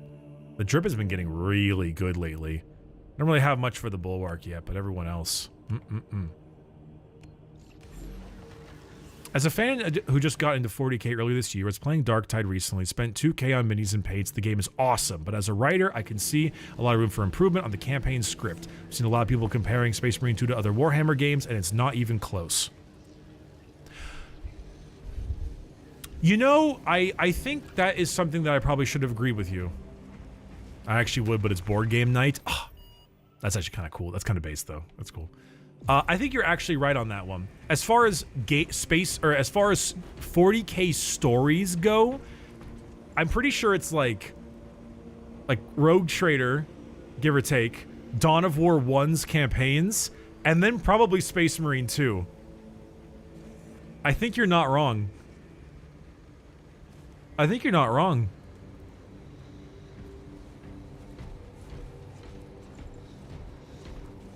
Dawn of War 2 Chaos Rising? I don't think I played that one. I don't think I played that one. Oh shit. I missed a couple super chats here. Doodle-doo. Where are we at here? Oh, I gotta go back. Tom L, thank you very much. You too, Red Hunter. Playing Chaos and PvP made me realize that we need Chaos Space Marine 2. I agree. I want a Chaos Space Marine game. It's so fun. Are the purity seals made from human wax and leather, or is the Imperium have plants solely for paper and beeswax? I think they have planets specifically for, like, wax, don't they? I want Space Marine 3 to have 3 factions in it, throw a curveball that they're working together, like the Tower orchestrating it. That's kind of funny. Space Marine 2 multiplayer feels like peak Gears. I think it's like a Halo and Gears combined. I know there's a lot of Gears in it, but I feel like it's got more Halo than it does Gears. Still, oh, thank you, Prototype Potato. That's a huge one. Still absolutely floored that Saber made a game with multiplayer classes while also making those classes pretty much balanced, especially when we live in a world where the game balance seems like a monolithic issue for devs. Honestly, same. Though I don't mean to disparage their ability to balance the game well. I think it helps a lot with the fact that the classes can only be restricted to 2 per team.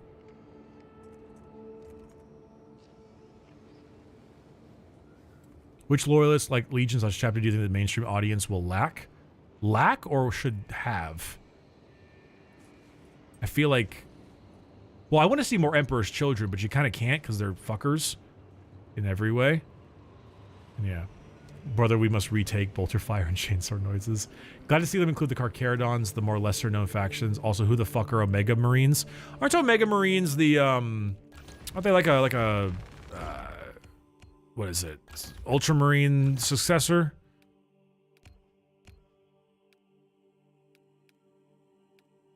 Storm Giants, Red Scorpions, Exorcists, Size the Emperor, Doom Eagles, Genesis, Nova Marines, Praetors, Tomb Keepers, Iron Hounds, Ultramarines, Void Tridents, Castlans of the Rift, Hawk Lords.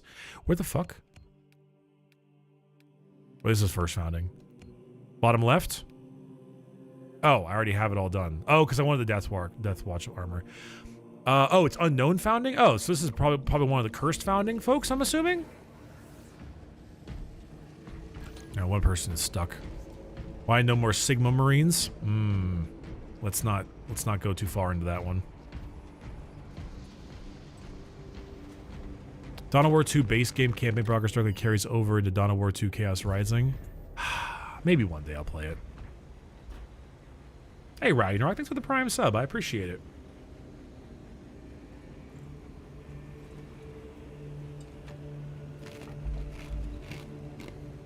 You know, I feel like... I mean, I'm already a critical person at times. I try my best to be very honest with my ups and downs in video games. I think there's two things that I get lost in the sauce. The first one is that despite me pointing out all the problems I have with it, this is more like, here is my list of issues, yet I still find this game to be incredibly fun. It's kind of hard for me to be like, all right, here's my list of issues, and then it doesn't sound like me just bitching for 20 minutes because I'm listing out my issues, even if those issues are not like worth reducing a game's score. They're still like problems, and I want to like hit them all. And secondly, I think that just, yeah, I'm surrounded by 40k lore all the time. The thing I notice the most is always the game's story, because the book stories are so peak, and it's the thing I care about the most, because I'm so used to dog shit 40k games and general aesthetic and everything, that the only thing I ever had left was my story. And so when I joined in this game, it gets all the other stuff done really well, but I'm still looking for my story. And so I think it's kind of tough. It's hard for people to translate here all my problems. I love this game. That's kind of like what I'm trying to say. Like I mean, I don't necessarily love this game, but I really am enjoying it. But I do have a long list of issues. Best Warhammer game, Bricky? I'd probably go Mechanicus still. I think it does it the best. Doesn't have a great story either, but like it's still fun. Vile Intentions though, thanks for the 10 gifted subs. That's super fucking cool. Boys Who Do, I actually don't know anything about the Omega Marines, I'm sorry. Do you think we need Space Marine 3? I would love a Space Marine 3, dude. Because like I think they showed a lot of potential in this game. They really showed that they can do a great story. But they just didn't pull it off in the execution. If they can round out those corners, oh. Honestly, chat, I'm thinking of other ways we could make this peak. What if, like, in Space Marine 3 you play as a Chaos Marine, and then you, like, the main villain is Titus, but then the main villain, you have to fight Titus, but you don't just have to fight Titus. You fight Titus and Leandros teamed up against you, because you're the Chaos Space Marine guy, and the two of them put aside their differences to fight. Like, I'm just saying, I probably already did say this. That sounds so peak.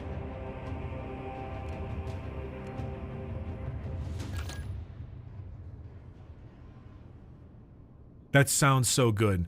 And in reality, you actually fight with Titus and Leandros in the beginning of the game. You fight as a loyalist the whole time, and then 25% of the way in through the game after the first 3 missions, you're Alpha Legion.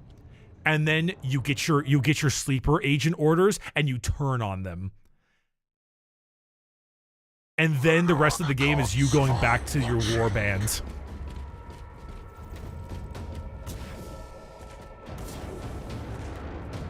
I'm just saying, chat, we got some options here.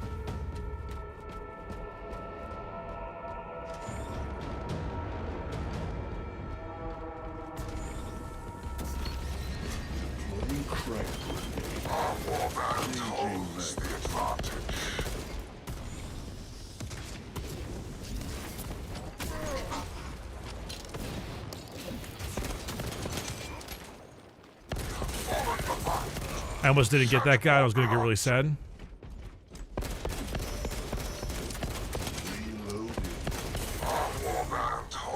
That guy's got a melter rifle. I haven't seen that in like ever. Isn't this the ghost story you cooked up but in 40K? Shut up. Shut your mouth. Remember what I keep saying? The best 40K stories are regular stories with a 40K point coat of paint. Releasing crack cocaine. The price of war.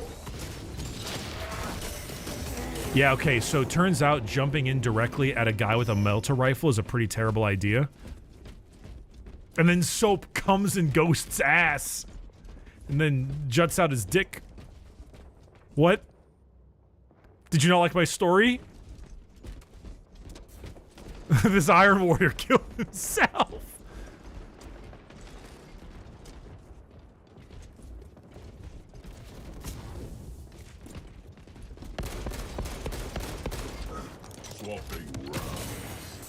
Dude, that grenade's radius. Dude, that grenade though.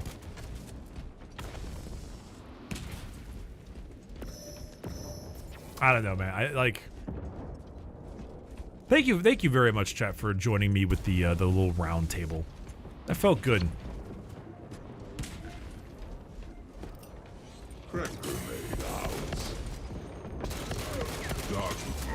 It felt good to chat about that a little bit. Do you think they'll add a longer range version of the Melta? Probably not. I don't see a reason why you would. That was good. I liked it.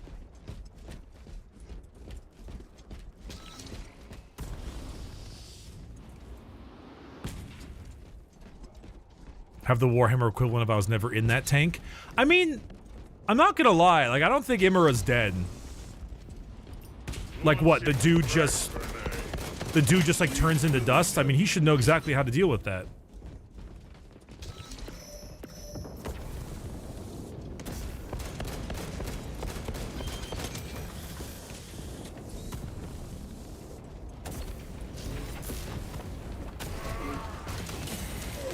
Oh, okay, I got him. I don't like, you don't deal with turning into dust. You kind of do when you're Tzeentch. Listen, dude, it's Tzeentch, man. You can give him literally any reason, and it would work. What? I thought I'd kill him. I don't know that I didn't kill him.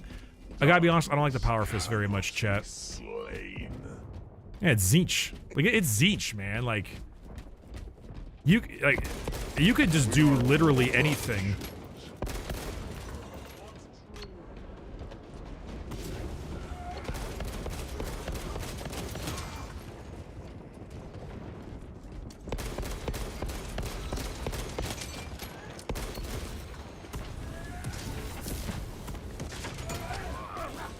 That was fun. I liked that. That was less fun. At least the grenade hit him. You have to fist harder? I'm trying. The horrors within watching your review and hearing your rating. Wow, this dude's about to have a hard time. I know, that's what we talked about earlier.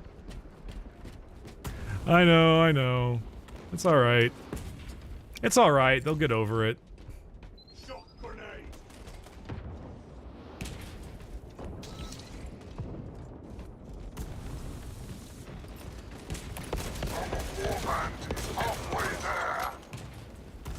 Yeah, you can really do a lot with that crack grenade, can't you?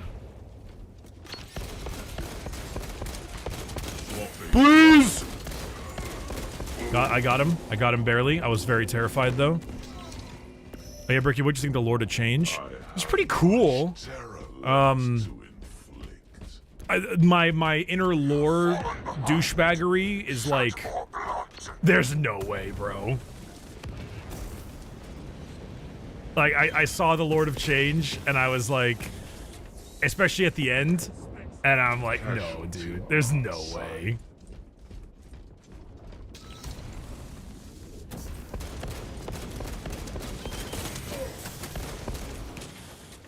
Are you glad people aren't leaving your matches like somebody else? It's a very loaded statement. Can you explain yourself a bit more?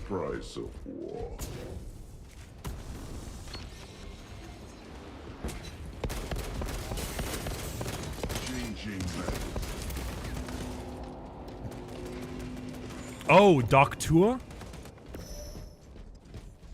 Sorry, that was the worst thing I could have possibly said.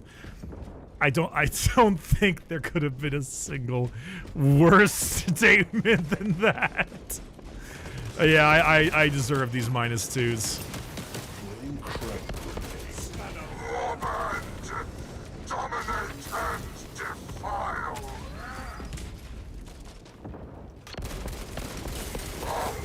Ow, sniper. Now they will leave the match. I know. I'm not too familiar with the Night Lord's lore, but I'm curious why they don't seem to have any particular inclination to chaos. They're not particularly like dark god worshippers in a sense. For them, it's kind of more about the love of the game. Their game being taxidermy. They're just kind of like really bad people, and they hate the Imperium more, and so using chaos is a great way to get powers and boons to let them kill and flay people more. 3 minutes remain. Terrorize our foes. Whee! They're basically just around to murder and flay whoever they feel like with no remorse. They're just kind of awful bastards. They're gangsters.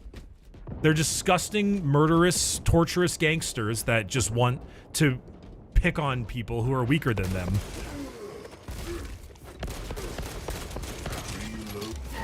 I ran out of ammo. That's unfortunate.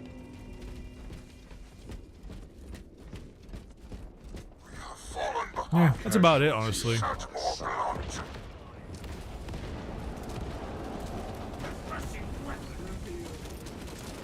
A lot of them think that the Emperor betrayed them, because they were like, yeah, we're murdering people and skinning them because Emperor wants terror tactics. And then the Emperor was like, you guys are fucking awful people for murdering and skinning people. And they're like, what the hell, Dad? Or Grandpa? We're just literally doing what you told us to.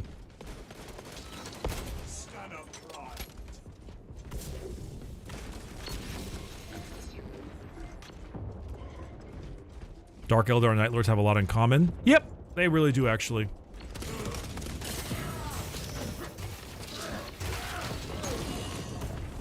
It took 4 hits. We win! Let's go!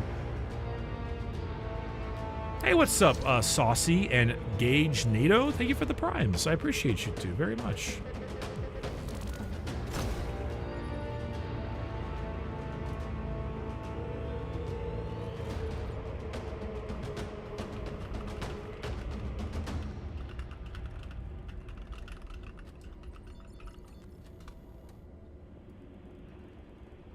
Doodle-doo-doo.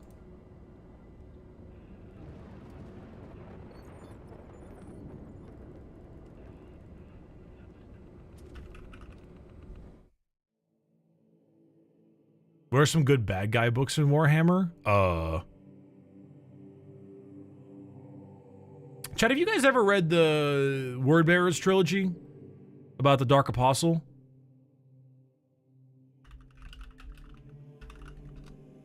I hear it's very good.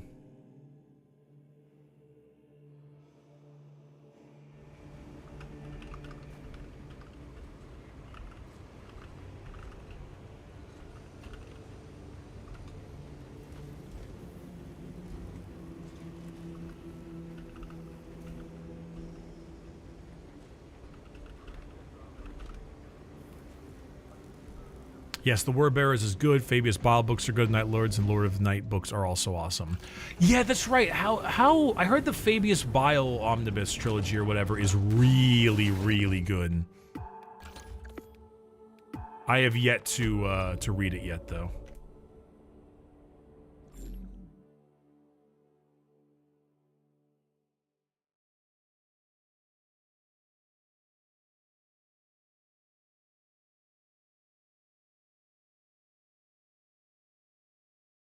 Any tips with PvP? It feels very iffy sometimes.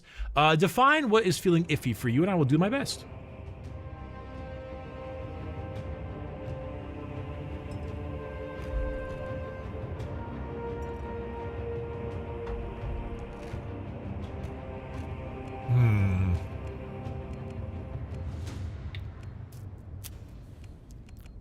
Rat time.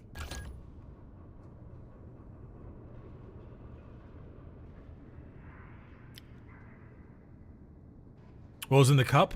Gamer subs. You guys have about 12 hours before the worldwide free shipping on my code goes away. If you use code Bricky at your Gamer Subs checkout, you get 10% off, and you get free shipping the entire world.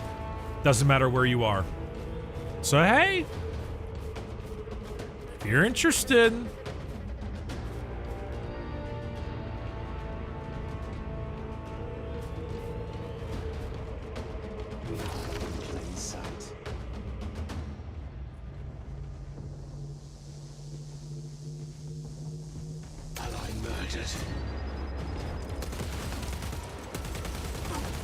That was awkward. Oh, the melted does damage over time? Fascinating. I didn't know. I had no idea. the shill marine. That's me. If you haven't tried the Cinder and Silverveil flavors are fantastic. I've tried the Cinder one because Cinder is awesome, and I've met her and she's fucking cool. So I wanted to try. I wanted to specifically try hers because, you know, like I said, I met her. I got hit by a fucking beam. I got hit by a scam. It's really, really good. Yeah, the Pyro Power one is incredible. We lost one. Bricky, who is that you're playing? They let you play as a Primarch in this game. It's insane. Deception engaged.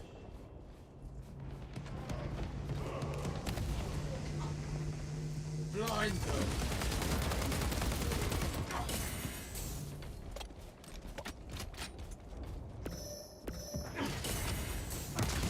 What the fuck? So I just watch this for an hour, I get the sword.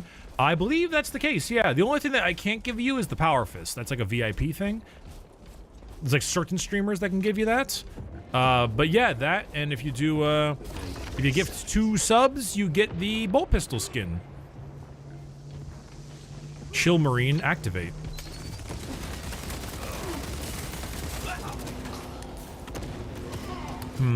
You know what? I'm not gonna lie. I feel like I could use a bit more front and center. It's heavy time. Yes, my favorite Warhammer book is the Night Lord trilogy. Yeah. Sorry for being obvious.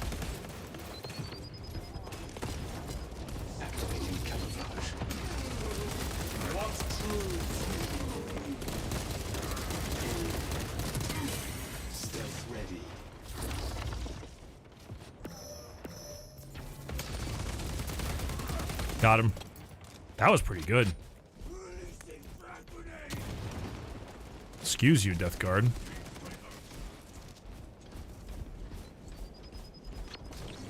Ready to disappear.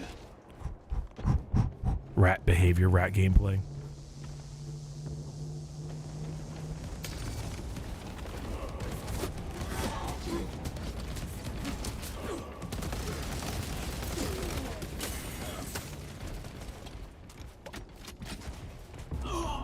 Oh, I got sniped. Holy shit. Alright, let's bring out the heavy boys. Let's see if we can do some heavy. A little bit of heavy.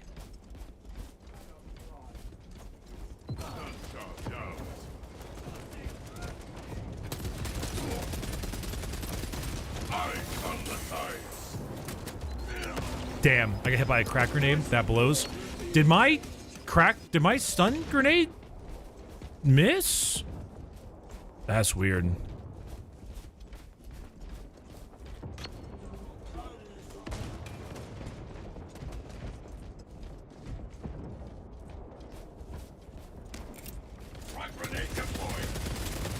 Oh, I have a frag grenade. I'm stupid.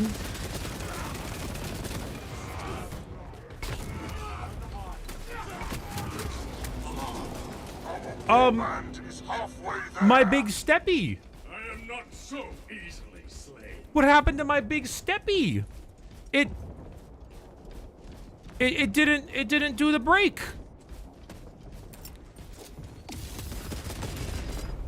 I can't see.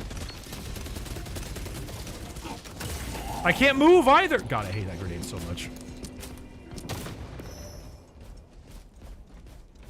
It's supposed to guard break bulwark. I had it happen to me. Dude, the flashbang is so awful. Imperials are close to victory. Allied casualty.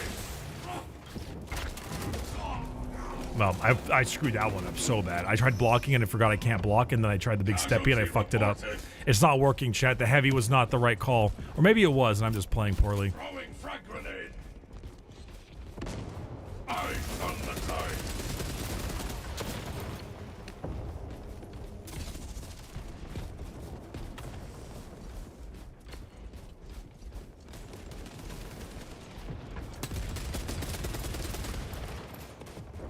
That one sniper up there is like... Yeah, that guy right there with the Cyrillic name is like crushing. Dominate and defile. He was. Nope, I saw him. I tried moving quick enough. I did not. The moment is now. Let me try this again. He was weak, so he died. Going through it. Imperials are close to victory. We're going through it, chat. Releasing frag grenade.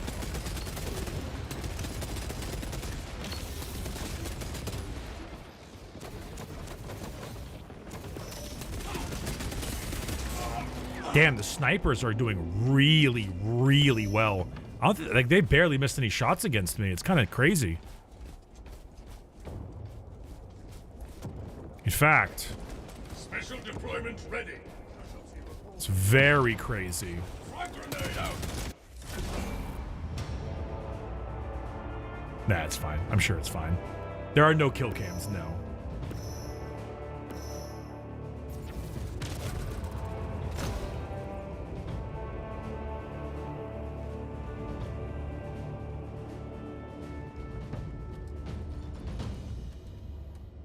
Yeah, it's a little sussy, but it's all right. I just think they're just better than me.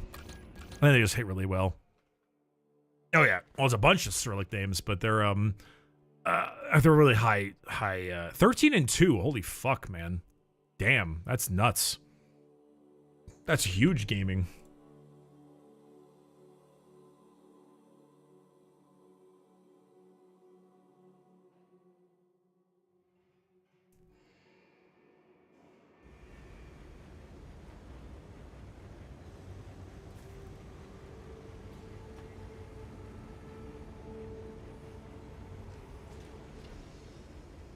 All right. Let's go over here real quick. I got new outfits for my assault and my heavy. Seen any cheaters? I've seen one so far. Not necessarily. I don't think so. I mean, that other sniper there was a little sus, but he might just be really good. And, you know, I'm not going to call him a cheater if he's just, you know, really good. Also, damn, my assault it's drip or drown, and motherfucker, call me Michael Phelps. Holy hell.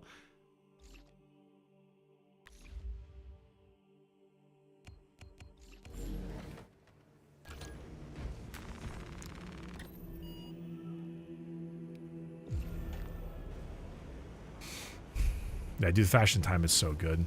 It's so good.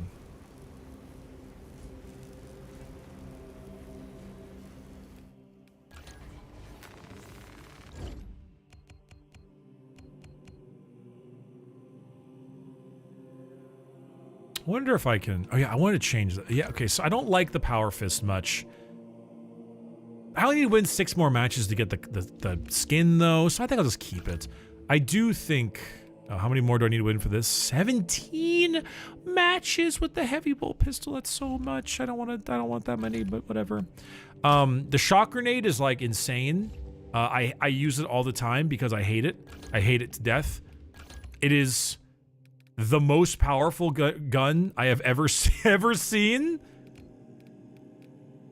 It is wild that it is that good. I'm genuinely a bit shocked that it's that strong, you know?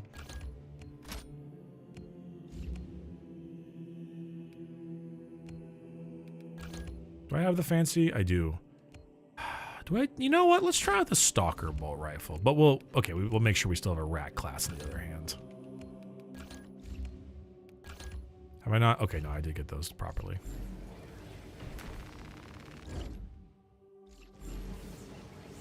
This person's name was Jeremiah. I thought they were Germa, and I'm like, oh my god.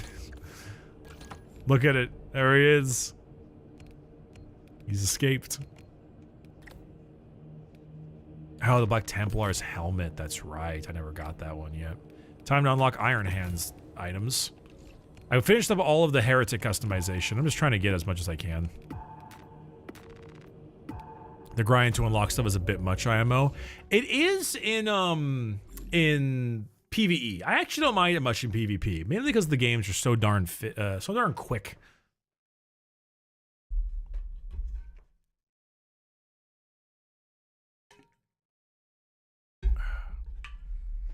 Did I see my earlier bits message about the vid? Oh, there it is.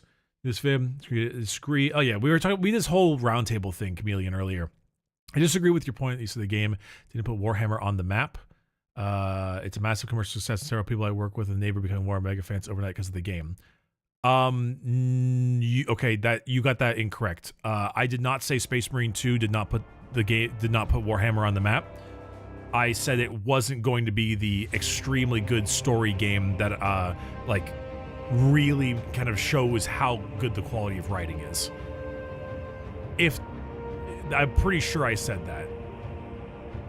Or you might be referring to me saying it about Space Marine 1, where I said it was good but did not put Warhammer on a map because it was like, or it was like fine, but like nothing extremely impressive. So it was either one of those two. I'm more so referring to like, hey, someone mentioned this earlier. I think it was in the Discord maybe. It was like, Warhammer for a lot of people is basically like an offshoot of Gears of War. People who don't know see it as like a giant buff manly murder game, and that's what they went into buying the game for. Whereas I want the game to show off the actual genuinely insanely good writing that can come from the game, or from Warhammer, that we get sometimes but not often.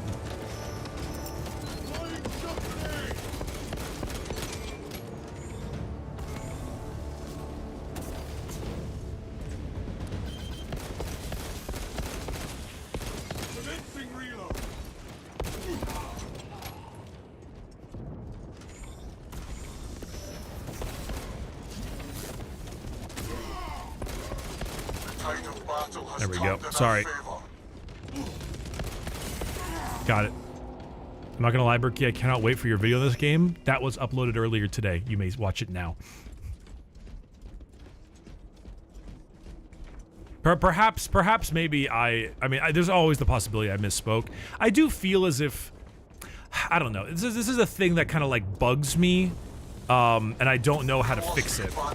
I feel that often in the realm of content creation, people are having to be too safe. They spend so much time being all like, you see, in my opinion, I didn't really like this part, but that is just my opinion, and your opinion can be whatever it wants, but for me, I just didn't really like it. But if it's you like that part, that's great. I'm happy for you. I am very happy you like that part. Me, I just didn't like that part. But you know, who am I? I'm just like a little loser on the internet. You know, who can, like that kind of shit. And so I don't want to have to, after every single point I make, reinforce it with some kind of thing like that.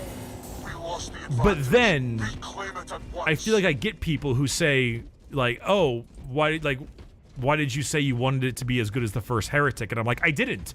I used the first Heretic as an example of how good big dudes in power armor can be characterized, and it doesn't have to be boring. I used Argel Tall as a way to describe that.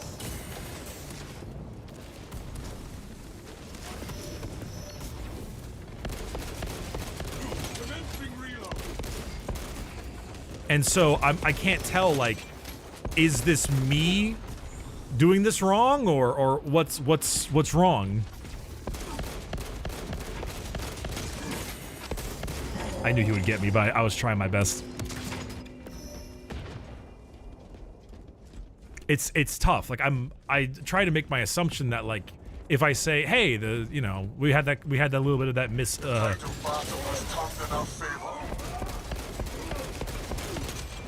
Damn, I thought I could get him. We had a little bit of that mix-up earlier today in the chat, where it's like, I mentioned that the Tyranids kind of ended, kind of randomly, or not really randomly, but like a little bit abruptly. And then I said, oh, it would have been really cool if we could have fought some Necrons at the Tomb World. And then someone asked, like, hey, like, why can you say like the Tyranid should just ended like that, and then immediately complain about that, and then immediately be like, oh, I wanted Necrons. Like, well, no, because I want Necrons for like a cool mission. I don't want them to also end the Thousand Sons. I didn't, I wouldn't say that. It's hard. I don't want to have to say. I don't want to have to say I want X thing, and that doesn't mean I want Y thing. I just want a little bit more of X thing. Because that's what I feel like I have to do so often, and it bugs the fuck out of me. I had that exact same issue with Elden Ring. I said, hey, Elden Ring, listen, I get that Elden Ring has its little, like, quests and everything like that, but I genuinely think the design is a bit archaic, and God, I would just love, like, at least a fucking journal or anything, so I don't have to go on a YouTube guide and guess where the hell this character is gonna be. And then someone would immediately say, oh, Bricky wants Ubisoft markers, and I'm like, no, bitch! I just want a goddamn journal!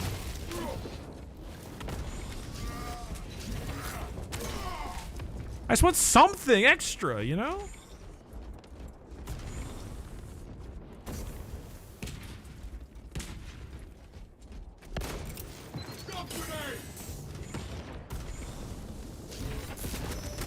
He keeps looking up. He knows. He keeps looking up.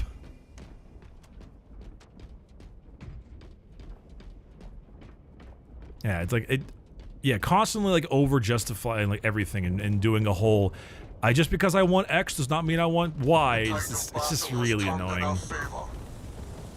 I wish it could be more, I don't know, a bit more nuanced. That sniper's about to kill me. I knew that was gonna happen. Dude, he did listen to the... He did listen to the Gamers Don't Look Up video. I know, he got me. I don't know. It's unfortunate. It's kind of why I'm not sure if I'm gonna stick with game critique. I might move. I might alter. Because I won't lie, maybe this isn't maybe this is my fault, or maybe I'm just not cut out for it. But I feel like the best videos I made are not critiques. They're, in a sense, like celebrations. Damn.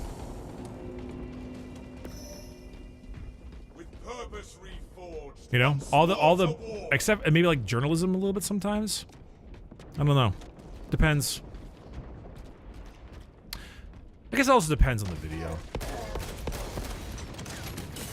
Holy fuck. I guess it depends on the video a little bit.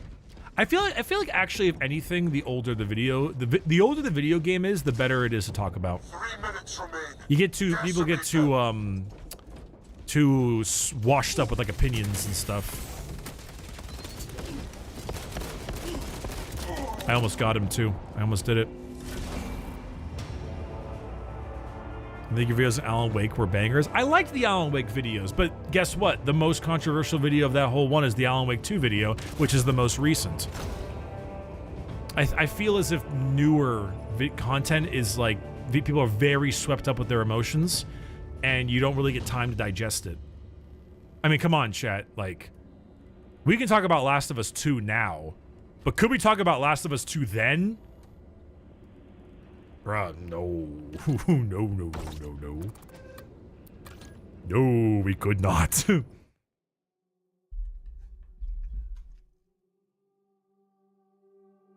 Would you say the world has gotten more critical, or is it the standard has gotten low in quality? I think people have less want to have the discussion.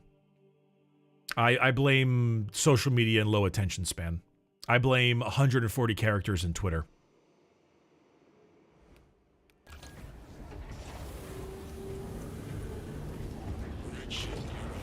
It's like, I mean, I'll be perfectly honest, chap. You guys like to dog on IGN all the time for their reviews, but I don't believe any of you actually watch them. I believe you go online, you hear someone take a clip out of it, and then you make outrage about it. Not you specifically, but in general.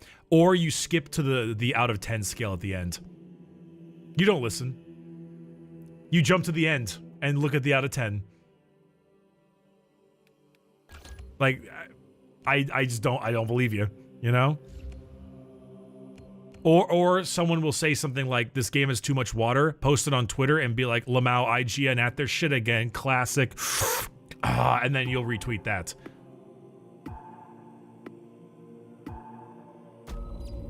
I don't know.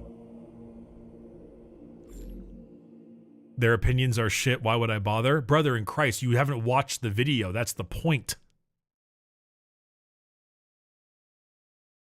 How would you know? All you're doing is looking at the out of 10 scale.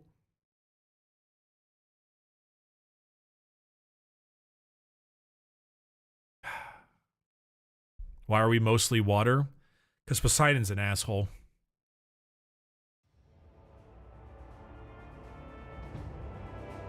I know. I used to watch the IGN reviews. I used to actually watch. They were 6 minutes long. They were so short. I stopped. I stopped doing a whole lot of watching after a bit because I'm like, you know, like 10 years ago versus now. I remember watching them. They were such short things. You know, they were easy. I don't know. A bad but consistently bad critic is still useful. You know, that's not wrong, actually, though, yeah. A bad but consistently bad critic is still useful. You're not wrong. I'd rather take a consistent critic than a horrible one.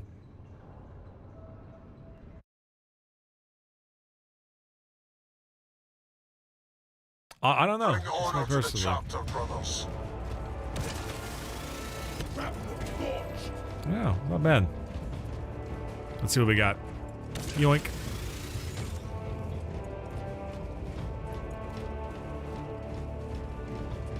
Bro, quit yapping, play the game. My brother in the Imperium, I was at a fucking loading screen. Are you high? What do you mean? Are you fucking dense? Load quicker! We lost the advantage. Reclaim it at once. Dude, someone told me to use this 3 burst, and it is disgusting.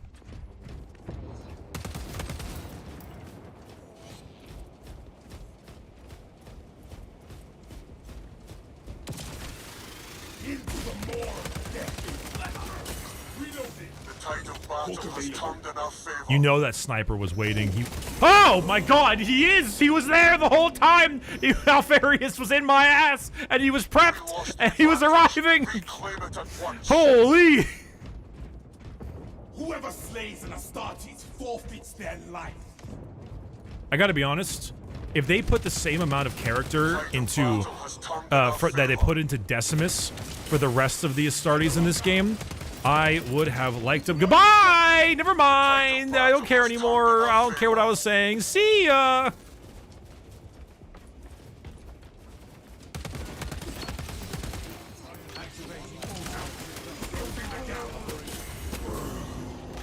He's gone.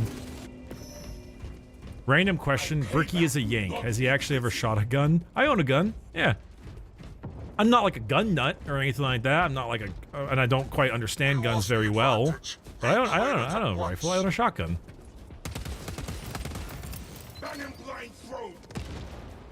I own a KSG-12. I don't much like it though. I think I might trade it. I'm dead. You guys may have seen the meme of me with it. Get me back. You guys ever seen this there is no meme, this is just a threat. And then I like rack the gun? That's mine. Maybe some of you were new. Giving them a shot. Wow, I'm shocked I didn't kill him. Of course he has a Keltec. What do you mean, of course I have a Keltec? I get to even the brother down. Keltec guns are pretty much DACA, shit and weird and don't work. Yeah, it jams a lot. Originally, I was like, hey, a shotgun, that's pretty cool. You know, it's got 2 different tubes. I can load different shells. It's got rails, which is awesome.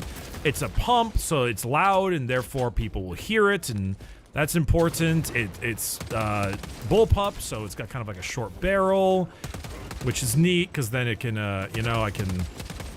Not short barrel, but like, you know, it's not a very long gun, it's a short gun. And so it's like good around the corners and just like all those kinds of stuff. But then the thing fucking jams all the goddamn time and it's very annoying. So I don't know. I might just get like a Mossberg. Brother is dead.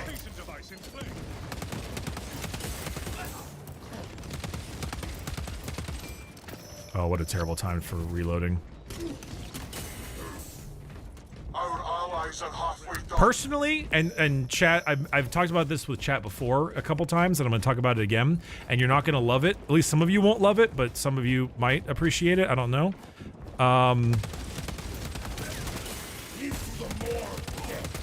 Destroyed, let's go. Haha. I have become very adverse to points of failure in my life. As someone who has failed a lot, I've become very adverse to... They're gonna spawn behind me. I will avenge you, brother.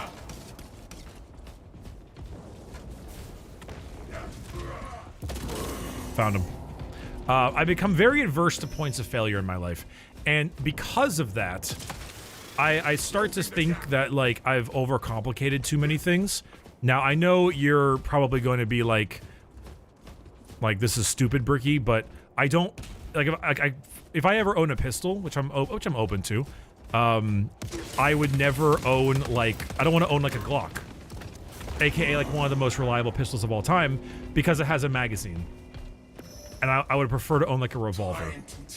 Because there's less moving parts.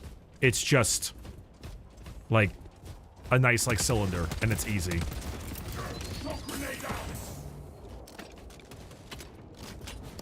I know. It's stupid. I know. It's dumb, as I've told you. I forgot they don't let you do that if they're too close. Got him. Revolvers are much more mechanically complicated. I believe you. I fully believe you. I don't think you're saying a single thing wrong. I agree, but I find the loading action of it to be very simple. You just put the thing in, and in the tube, and it goes in the click, and then you pull it back, and that's it. I also find the aesthetic to be beautiful. I think they look cooler than any semi-automatic pistol could ever look, with the exception of the USP, which is a beautiful looking one. Oh my God, what is happening?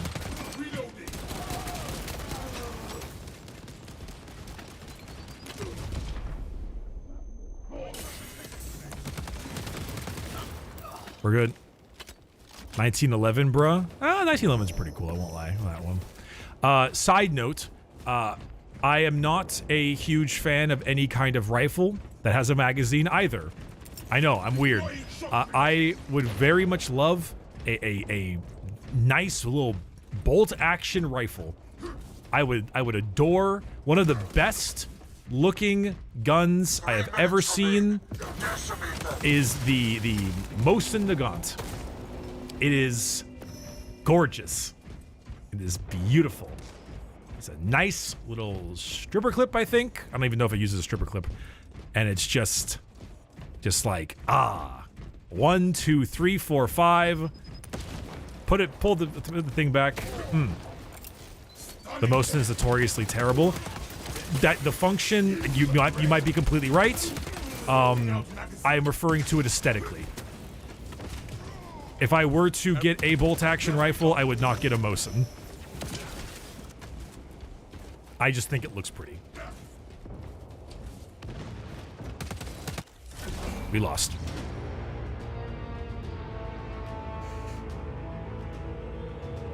What about a grand, Bricky? Eh.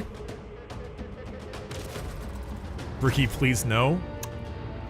Listen, man. It's a hobby. You're thinking of like, you're thinking like, what is it? Like defense wise. I just think like a nice like bolt action is just really nice, man. You know? I get that, but if you want a bolt action, get one that doesn't require a mallet to work. I said it looks pretty. I didn't say I was going to buy one.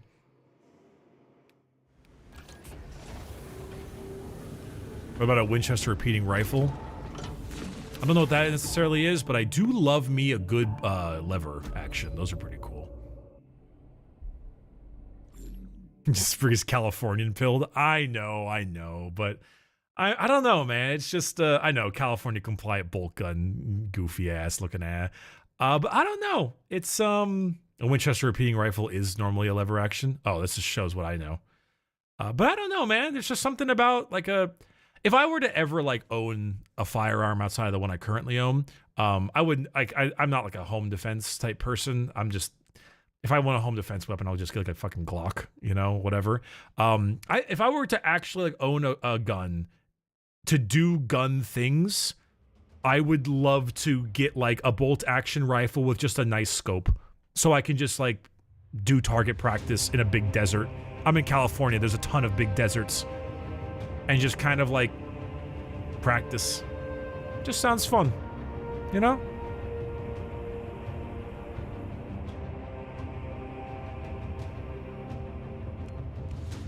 Sounds like a good time. Oh yeah, I want to try the Stalker bolt rifle with a sniper. Ricky, look up the Obrez pistol. It's a cut down Mosin Nagant in pistol form. That sounds disgusting. You basically just asked me to go look up like gore porn. That it might look fine, but like, I don't know, just you saying those words out loud like hurt me. Ricky, would you own a California compliant bolt gun? So you mean like a slingshot?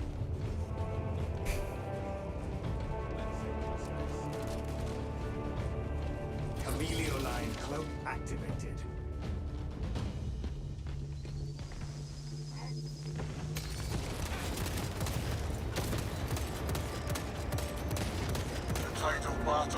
That was actually way more damage than I thought it would do.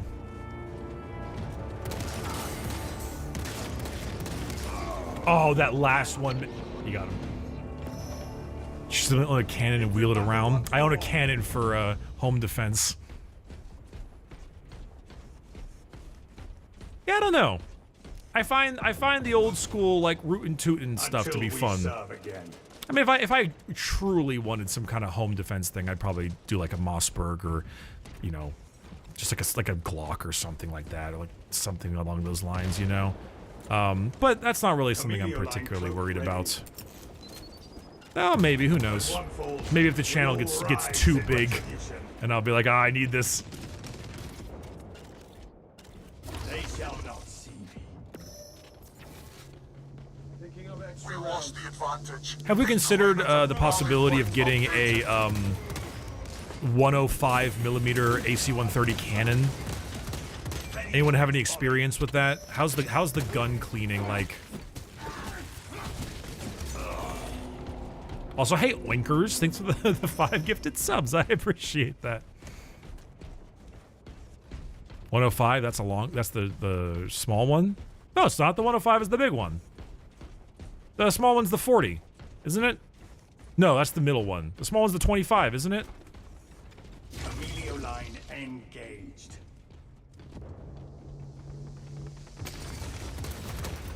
Shock grenade deployed. Got him with the grenade anyway, we're good. I need my medicinal M1 Abrams.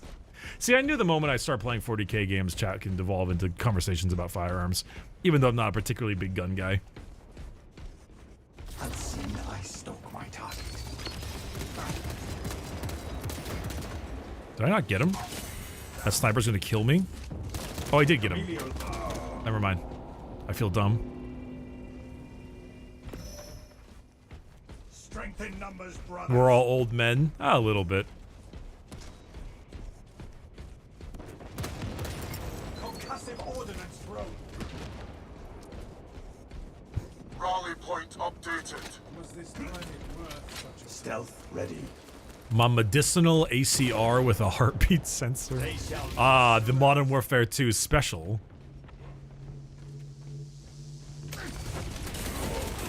He saw the shadow. I'm kind of sad about that, not gonna lie. Hey, Berkey, hope you have a nice stream and some fun matches. What a nice first-time chatter. I need more of that around nowadays. All right, let's fix that up a little bit. Okay. He popped a, Hey, he's fucking dead. Oh, I'm not making it out of this one at all. Oh, God. Okay, the Stalker bolt rifle is kind of fun, but it's a little hard to use. I am a phantom of death.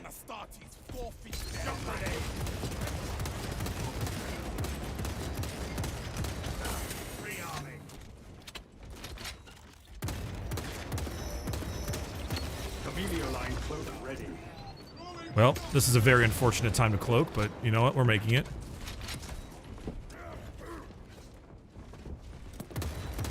Is that a frag grenade? The fact that frag grenades one-shot you, it hurts so much. Surely, I herald our Hey, Berkey, I hope you have such a good time today that no other day can compare again. Okay, so you basically want today to be the best day of my life and every other subsequent day to be a terrible day? What a fucking asshole. You're basically wishing for eternal sadness.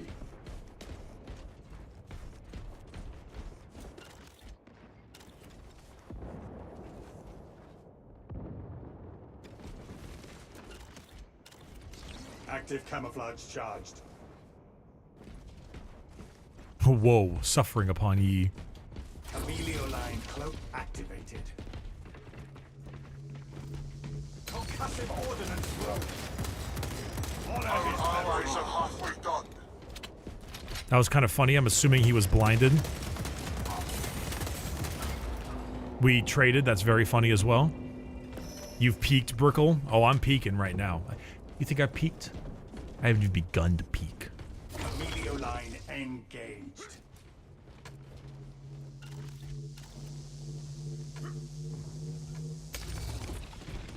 You should rate people's Warhammer drip on a stream. Not a bad idea. Though I do feel as if there might be a little bit of like... I don't know how to say this, but... Not like unfair, but... Like, the highest level drip is very often the best drip, you know? Like, there's not a whole lot of customization you can do outside of colors, if that makes sense. The best drip is just the highest drip.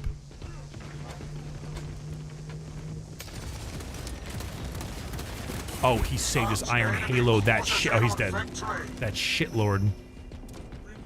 Yeah, the low-level customization is just genuinely not very good. Amelio line engaged.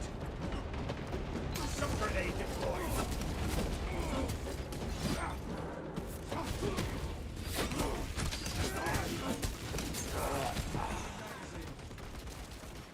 I feel like Amelio line cloak sometimes ready. They shall not see. like sometimes various... Why was those not hitting? I think I was actually trying to aim higher because I assumed it was going to have like bullet drop or something. That's extremely unfortunate. 3 minutes remain. Decimate them.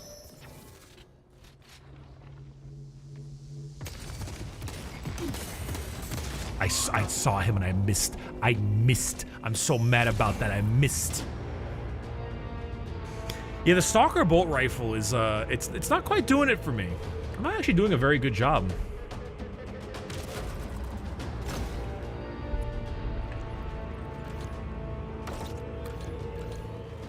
Okay, I was top of my team again though. I'm top score? I feel like I'm constantly top score, but not like, but still kind of struggling a little bit. Whose fault is this? Because it can't be mine, truly. Or maybe it is mine. I am sniper rifle. I am sniper rifle? I've become sniper rifle. I am sniper? It's me? Mr. Sniper?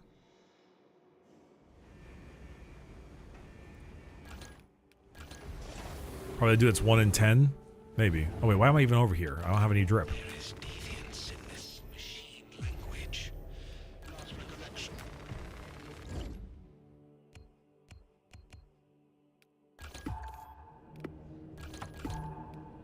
Oh my god, it's John Sniper. Oh my god, it's John Halo, Master Chief. Master Chief. Yeah, a Tech Marine style would be interesting class. I mean, I can see no reason why it wouldn't be. I think every class could be a good class. Except for like a Terminator. That sounds stupid because they're way too big and strong. Unless it's like a thing you can do once per game, you know? Like, I mentioned it last time. PlanetSide 2 mentioned Raw, what is a good server. Pulling a mag suit, like in PlanetSide 2, would be kind of baller.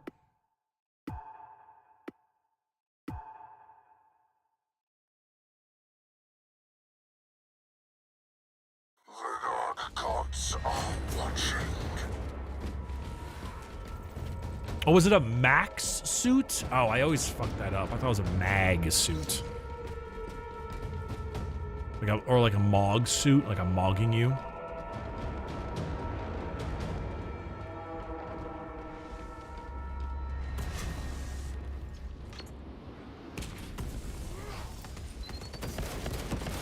Okay, that guy is like lagging his tits off. That guy is lagging his tits off. Can his tits stop lagging for me? Oh my god. New Conglomerate Scattershot Max, good times. I wish you a die in Minecraft right now. As a Vonu Sovereignty player, I hope you never speak again.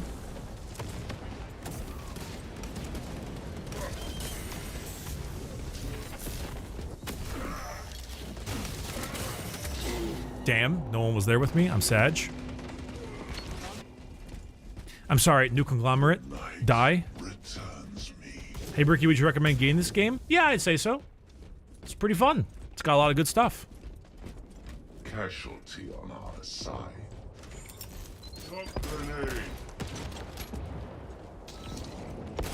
Plus, the PvP is weirdly amazing. Bricky, what's my least favorite Tyranid bioform? I don't know, man. I don't really think about my least favorite Tyranid bioform. I normally think about the ones I like.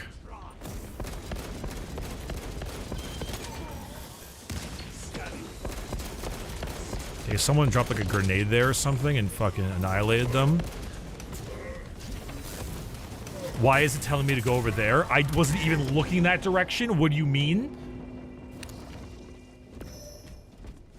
You recommend this game? My PC can barely meet minimum requirements? Then no, I do not recommend this game. I recommend this game off of its quality and things like that. I can only speak so much about optimization because I have like a 4090 and also like depending on which game, which PC I'm playing on, or like a 7900 XT. And this game works great on both. Holy shit, it's Alfarius.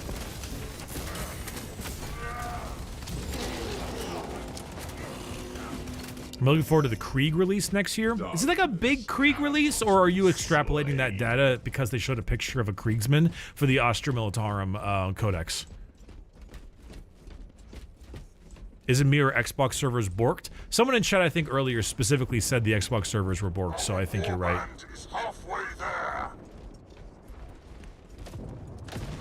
They actually said it was a big release. Are you sure?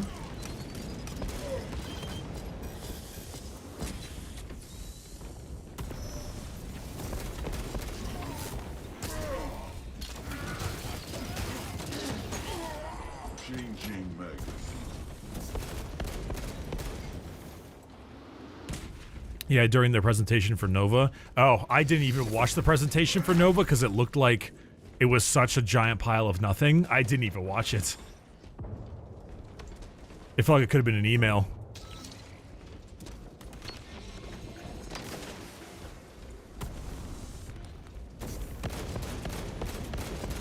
Why is this man lagging so hard?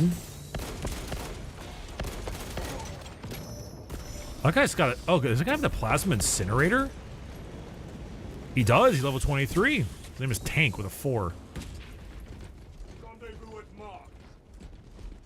Did they say rally point alpha check or?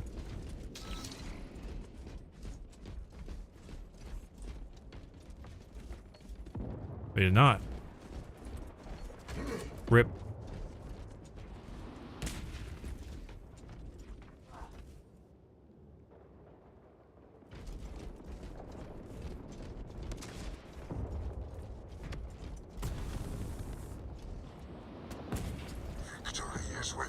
So I'm not gonna lie. One of you in chat said I'd love to see see Emperor's Children's skin, maybe. And I'm so fucking Nightlord pilled right now. I thought you meant like you wanted to see the Emperor's Children's skins, and I'm like, same, brother, same.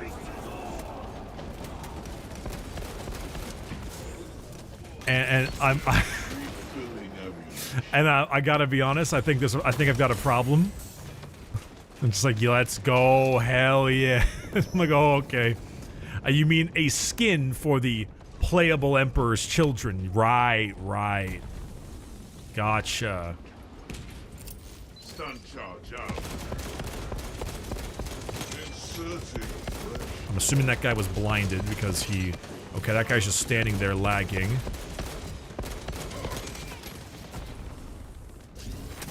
Why did that land there? What do you mean? I think I'm getting some lag shenanigans. I think you have a problem, Bricky.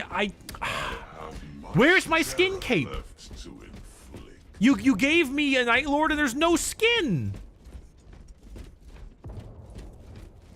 I don't know, man.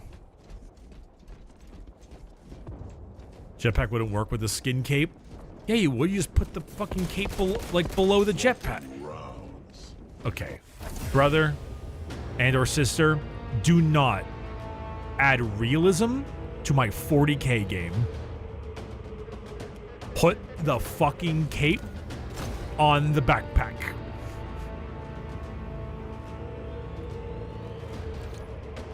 Maybe the skin cape will turn into fried skin.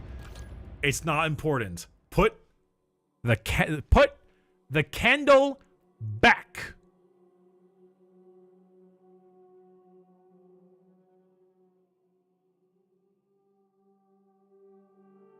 Put the money in the bag.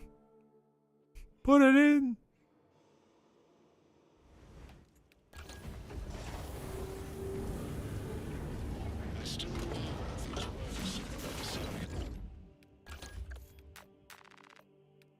+2 for young Frankenstein. Ah, laugh at him, chat. He's clearly old.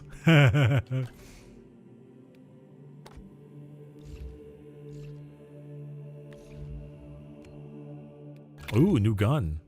Oh, Melta rifle. Ooh, you know what? Let's run it. Let's Melta rifle this guy. Let's go. Oh my god. Okay, okay. Let's kill them. Let's kill this guy. Let's get... It's a bug. It's awful, FYI. I'll be the judge of that.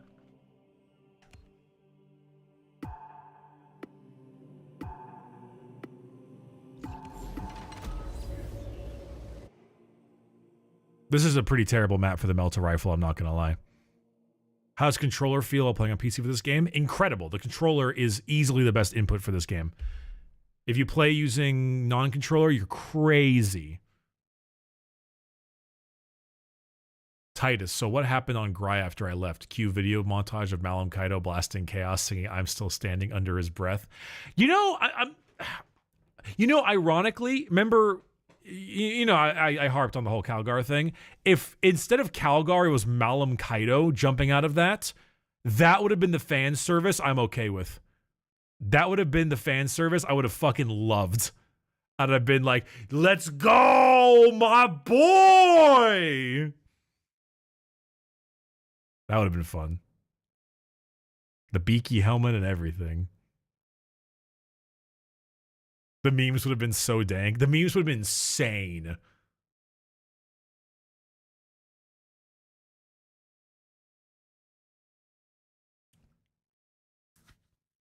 I know.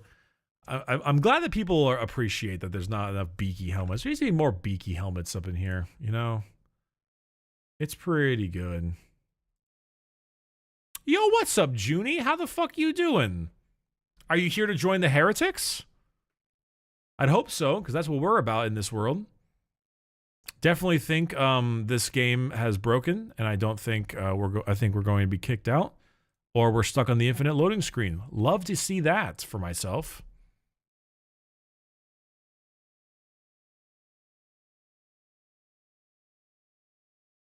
Heretics are cringe? Oh, you're in the wrong company then. That's kind of crazy that you're out there worshiping the corpse emperor. Like, you're worshiping a corpse on a throne of lies. He smells like beef and cheese. He doesn't smell like Santa. Me? I've been alleviated, enlightened by the four powers. All right? You see, what happens for me is that when I draw a Volcom S with my chalk and then start going, no, and then kill 7 civilians right next to it, I get rewarded for my power. You know what happens when you kill 7 civilians in the Imperium? Jail time. Or a las gun and you get conscripted into the guard. Chaos stay winning.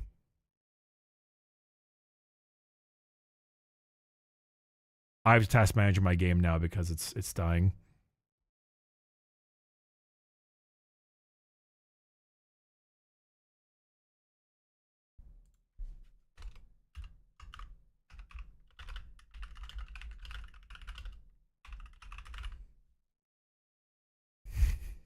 You've got a point. Damn straight I do.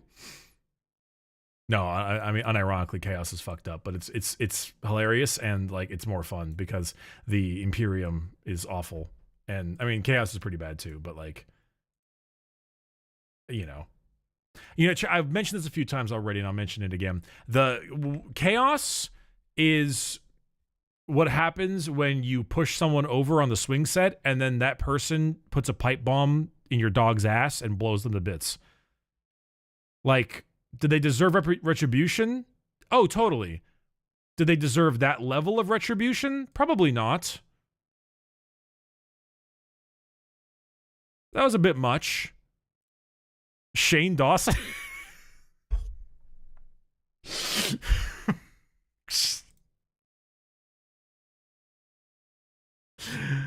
Don't worry about it. Like those people that try to convince everyone that Nurgle is actually good and loving. Yeah, I mean, he embodies parts of it, but he also has a lot of body to go around. So, I don't know. Chaos is pretty bad too. Let's flay the Emperor's literal children. Well, I mean, you know what? In fairness, you know what? Unironic take here. Unironic take. The Emperor did tell us to flay children alive. Like, this wasn't something that we just started doing for fun. Well, that's not true. We did start doing it for fun. It wasn't something that we started doing for fun. It was what he asked for. He asked for terror tactics. He did. He wanted that. We? Okay, them. Sorry, I'm too Night Lord pilled. Terror tactics, not skin? What's more terrifying than running at someone wearing the skin of their friend? It was for the greater good. Okay, fish.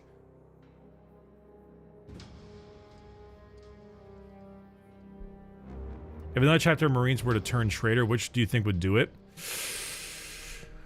Definitely not the Space Wolves. Definitely not the Dark Angels. Those two are clear no's. Those are probably the most loyal. I don't know, maybe the Iron Hands, actually. Yeah, I could totally see the Iron Hands turning traitor. Definitely not the fists. That's the huge no. The closest I think we would get is, Blood Angels, Salamanders, and White Scars. Definitely not Salamanders, though. That doesn't seem right. Definitely not, probably not Ultramarines either. It would probably be, like... Well, I'm answering your question via Legion. Which Legion? I'd probably go Iron Hands, yeah.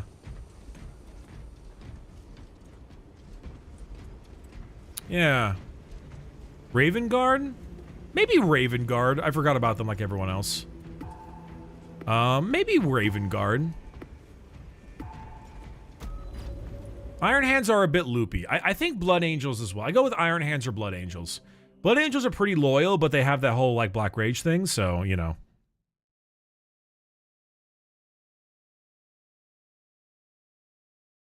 Is your Tactical Marine a Son of the Phoenix? Maybe. I like Emperor's Children. They're cool. They get to kill bugs. I mean, I've been doing a lot of bug killing. Despite the fact that behind me is about 4,000 points of Tyranids.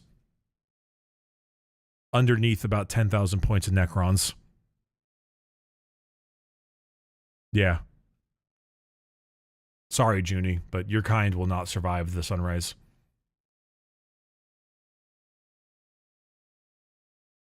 Hail to the Infinite Empire.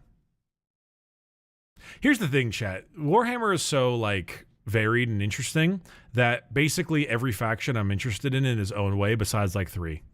Tau is one of them, sorry. Like, almost everything is interesting. It's hard to pick sometimes, you know? Because the thing is that when... What are the other two? Craft World, Eldar, probably. And then, like... I don't know. Certain flavors of demons, I guess. Agents of the Imperium? I don't know.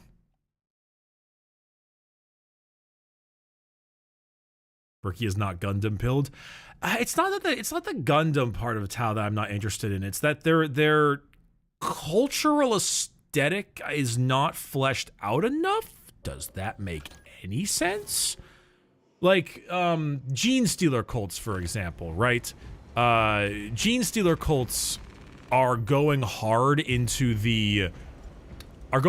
hard into the whole like uprising thing, like in this weird kind of Marxist we the people type shit, you know? And that's really cool. When when Gene Stealer cults lean into, yeah, they're all mutants and fucked up people, but it's the everyman, the miner, the laborer, etc., them rising up against the oppressors. That's really cool.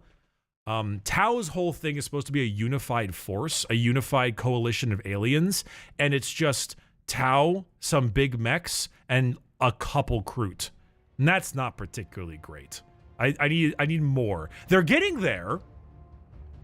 The new Kroot update's awesome, and the new Vespids are awesome.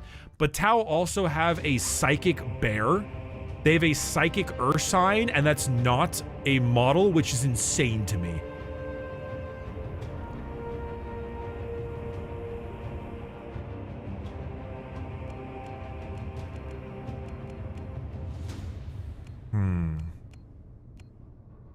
Oh yeah, tactical. I'll do the melted gun. Thinking of the tabletop, and I'm loving Fulgrim and even more with his transfigured mini. Is he fun to play with? Also, why do people prefer 40k over Heresy? If you're referring to the tabletop game, Horus Heresy is a much different game and doesn't get about the same support at all. Doesn't have the depth. So, well, it has depth, but it doesn't have as many factions. Like there's like, I don't think there's any Xenos, for example. But if he was like 40k more, honestly. That being said, the Emperor's Children, great choice. Would maybe recommend holding off on getting them because they're a good chance that 10th edition is going to have its own like Emperor's Children Codex, most likely. Our warband holds Wow, I got sniped, that's why. The Black Legion stands 1,000. Bri, I always look up when they have an assault. Love your streams and gameplay. Thanks, Tux, you secret platypus. I appreciate it. And yeah, I've been starting to look up a lot more now ever since the assault stuff. It's pretty funny.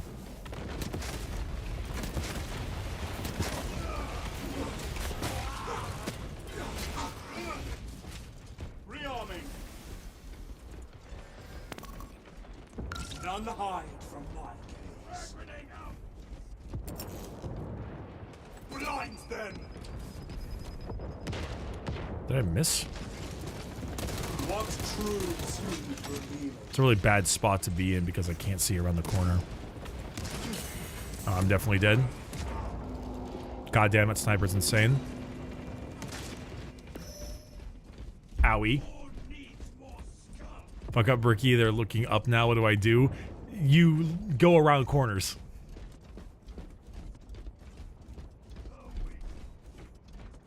That's the important part. Also, thanks for all the gifted subs, chat. I appreciate it. I know it's from drops and stuff, but still. What truths need revealing? Thud, thud, thud. Reveal all to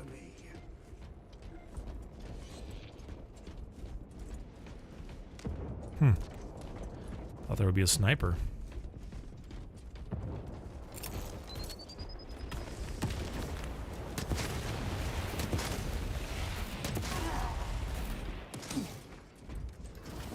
There is. I see him over there. What truths need revealing?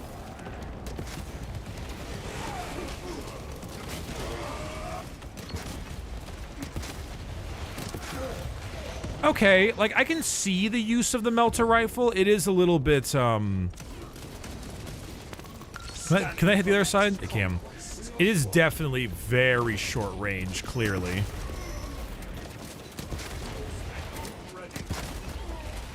But it's got its uses. It's got its uses. I shall never know death. All alliances. Sorry, it caught me off guard.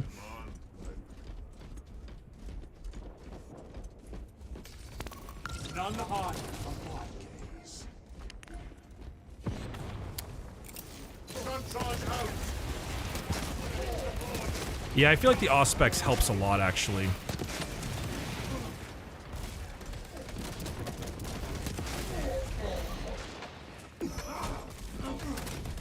Excuse me.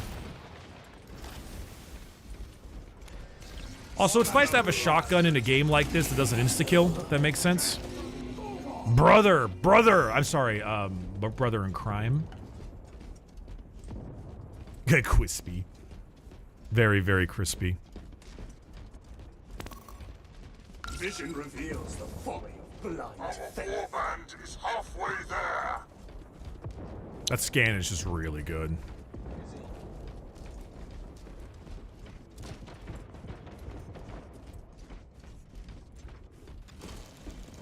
He's going for the turnaround. Oh, he's so dead. Yep, he caught him. Damn, I kind of wasted all my time there, but it's alright. Okay, new idea. I helped. Oh god, oh god, oh god!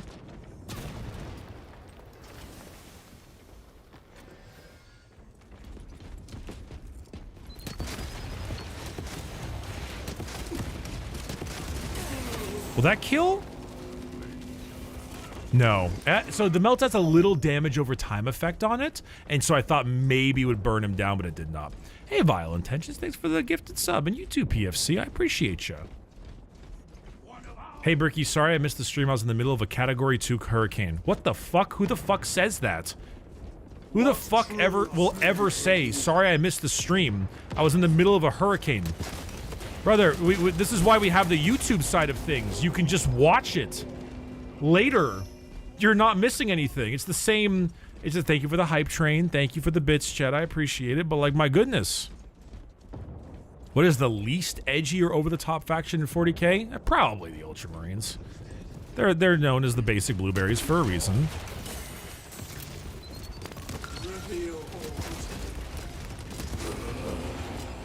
Yeah, definitely. Well, you said faction? Oh, well, I guess if it's faction, Tau's pretty up there, actually. I assume they meant Legion, like which Space Marine Legion.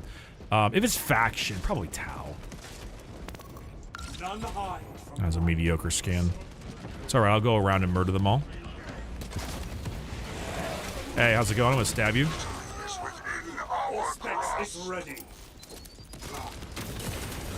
Ow. Yo, Talks to Secret Platypus. Thanks for the 10 gifted subs. Hot damn, thank you. Marauders of Abaddon. How dare anyone malign my spreadsheet? You know what's kind of funny? The idea of like, how dare someone malign my spreadsheet is a statement you could probably use if you are a Ultramarine or if you are a Death Guard Tallyman. But I think instead of how dare someone malign my spreadsheet, it's like, oh hell yeah, someone maligned my spreadsheet. Bricky opinion on Femboy Sisters of Battle. What a fucking first time message that is.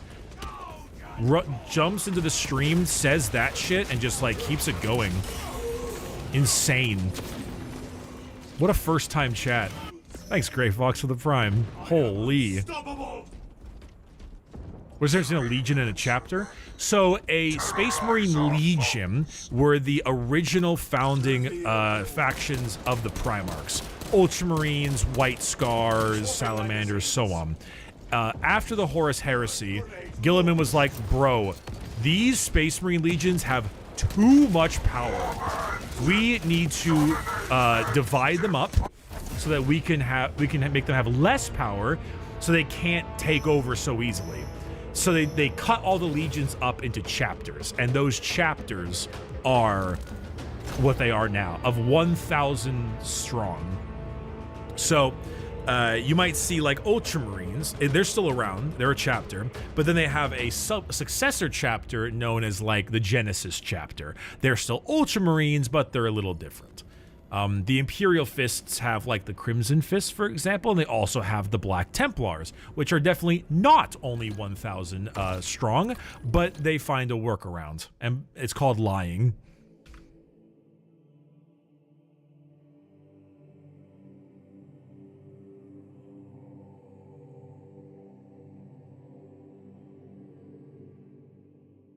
Actual question with SOB. Do you think Crusaders will become relevant in any force? Unfortunately, they have been removed, I believe, from the game, so no.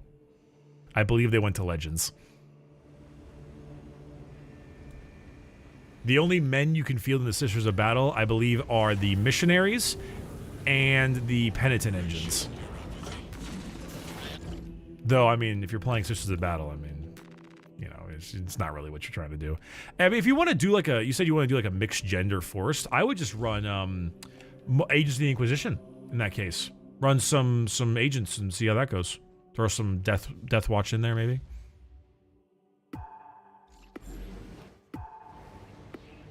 Yeah, Admiral Ghostmaker, thanks for the tier 2. I appreciate you. You too, Sir Percival. But I love Gork and Mork. I do love Gork and Mork. I do love Gork and Mork. I always wondered, since 1,000 isn't much in 40k, what do they do if too many Marines die? Oh, certain Marine chapters have just straight up fucking died. Like, they're just like gone. We got lost in the warp. Dead. Sorry. Danbury just turned crossplay off? I don't think so. I know it's mainly just PC, but I don't know. I think it's just who I match with. Aren't Arcoflagellants men? Oh yeah, you can still run Arcoflagellants. I forgot about them. I think they're both. There's men models and women models. That's right. PvP isn't crossplay. I forgot about that. It's because they didn't want the input differences, which I still think is bullshit, because you can just source by input instead of sourcing by thing, but whatever. I know there's ways around it. I know you could like use that bullshit crap on the Xbox at the PC and everything, but still. I've been through 4 or 5 hurricanes in my life, so this is normal for me at this point. I mean, fair, but we actually had an earthquake here in California earlier today. Shook the whole house for a bit. But, you know, I'm so used to earthquakes. They happen like every 2 months that it's just nothing to me.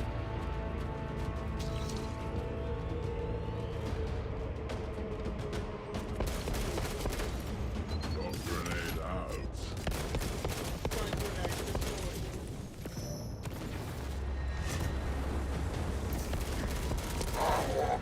That felt pretty good, I'm not gonna lie.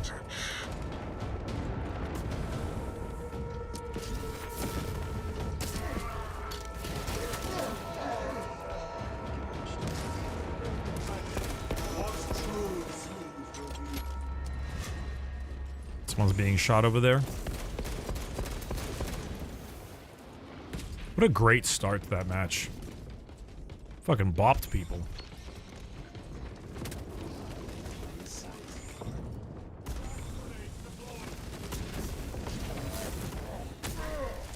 That grenade's about to kill me. It didn't. That grenade's about to... these grenades are trying to kill me. That was fucking hilarious. Nice job. I see you. I see you, motherfucker.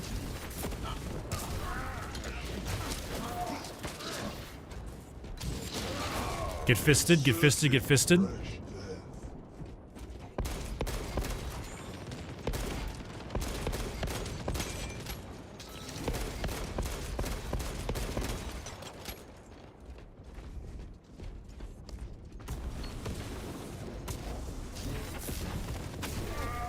Get me back up in the air, please. I couldn't press it fast enough. I accidentally buffered a punch. It worked, though. Hey, Bricky, what is the most morally upright Space Marine chapter, and why is the Marines malevolent?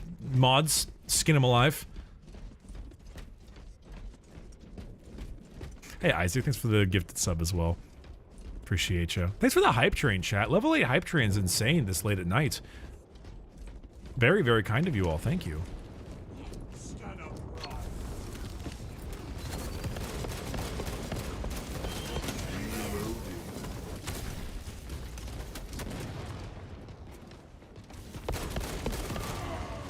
See?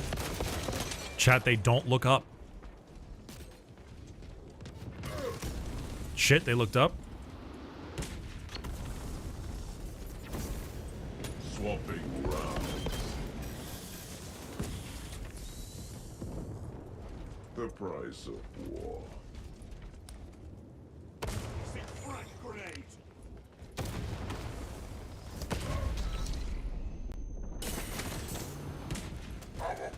Is halfway there. Of course, it's skin them alive, freaking sons of curs. Listen, listen, Cabal. I just got a bit of a migraine, alright? Don't worry about it.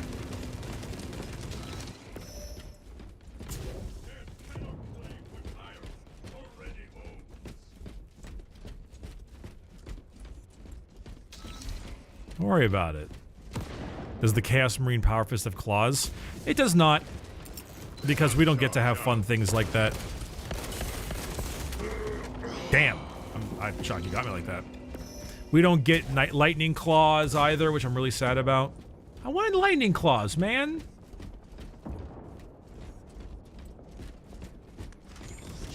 Oh, that heavy is fucked.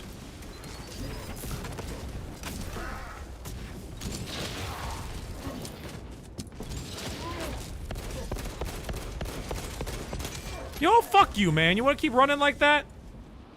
You'll just die tired.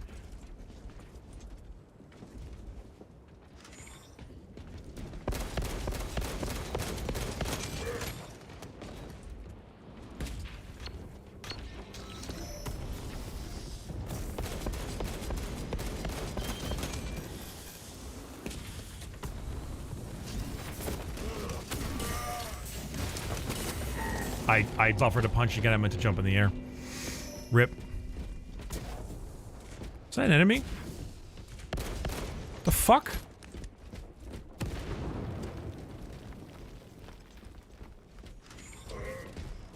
I'll get him later. You guys can handle him. Damn it. Victory is within our grasp.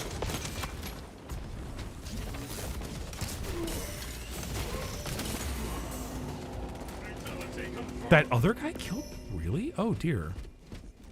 Do you own a Warhammer figure from the McFarlane or Joy Toy? I do not.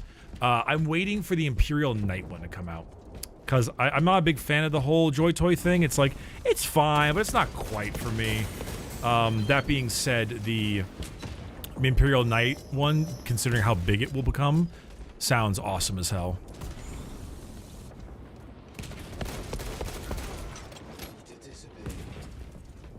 I hear you.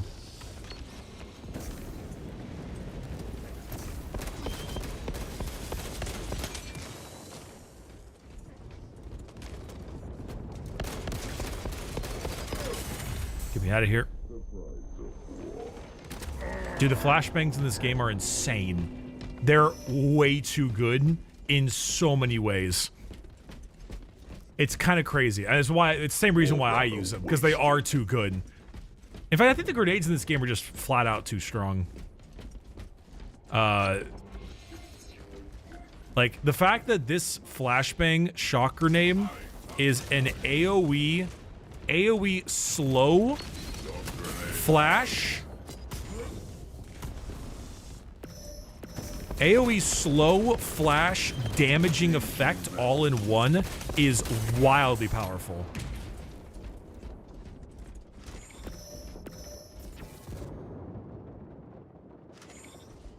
Waiting for my health to come back up. Every Night Lord should have 20 flashbangs to ensure every fight is as unfair as possible. That's true, that's true. They're being used against super soldiers. Of course they're strong. Don't do that. Don't be that guy. Don't do the twitter.com thing.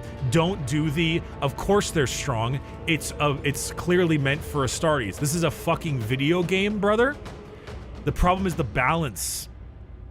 I'm positive that if you know what? I'll give you that. If you throw it against an Imperial Guardsman, I'm sure he will be liquidated on the spot. But at the moment, it is a flashbang that slows you, does damage over time in a lasting AoE effect. It's wildly overpowered.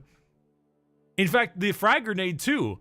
The fact that the frag grenade can one-shot a heavy from full health if it's too close is wild. Explain that one, Frazier. Put your realism in there. What's the advantage of the Power Fist? Honestly, I have no idea. I think the Power Fist is probably the weakest melee weapon.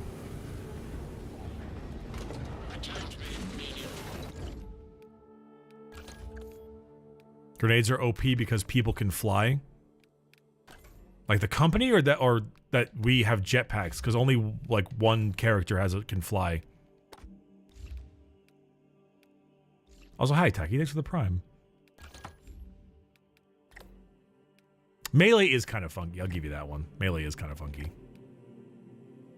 Salamanders.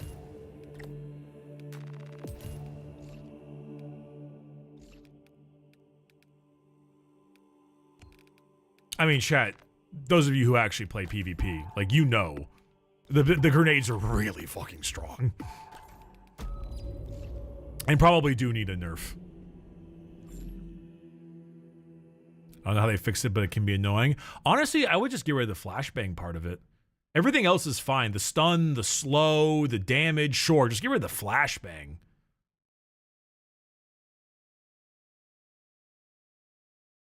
Or at least make the flashbang like lighter, because I am getting full screen white flashbanged and it's very painful. It hurts my eyes. But it's a flashbang? It's not. It's a shock grenade. Dude, you are flying? Brother, one of the 6 classes can fly. I'm flying because I picked the flying class. What do you mean?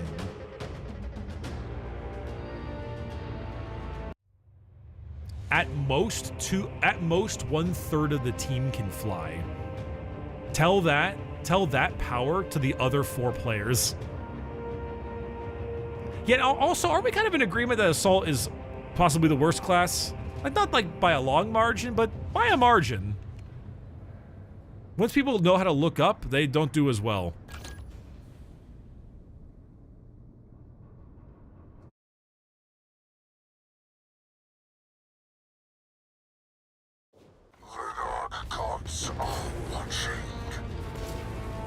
go.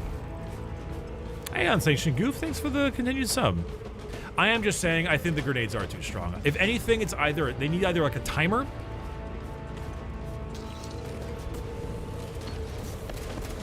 instead of like regenning on death, or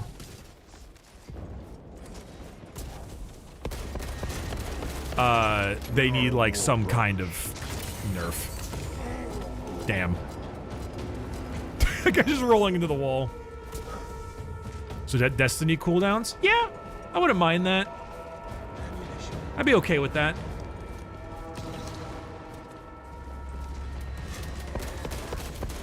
I know the idea of doing anything Destiny sounds silly, but like, they got the right ideas sometimes. Oh, I got shot I got team shot.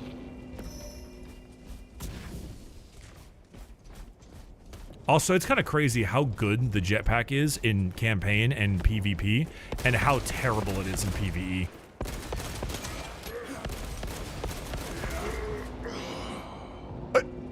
You saw his health, right? Did I miss something? What happened? He was at no HP. I shot him like 4 times. I missed? No, I had a hit marker. Successful melee attacks regen armor. Do they?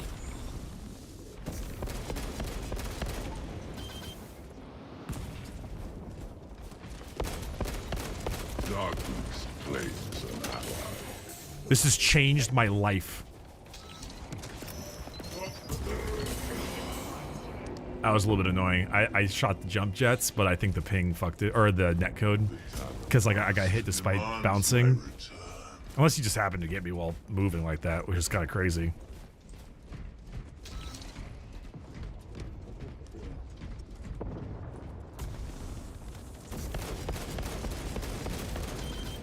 Stun charge out.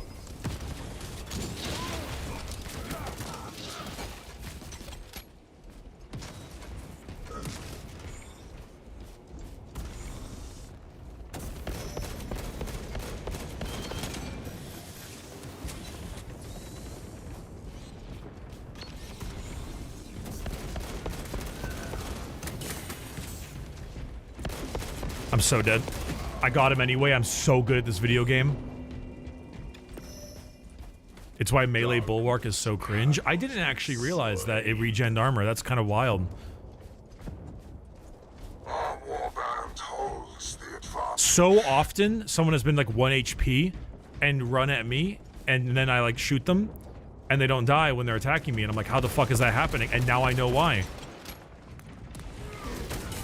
Okay, he killed himself with his own grenade. Okay, I gotta run. See ya. Damn it.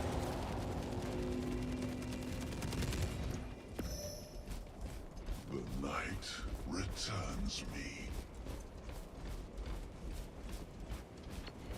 6-6. Hey, one more throw. Only 3 assists. It's like, hey, we're really going hard with the chaos, aren't we?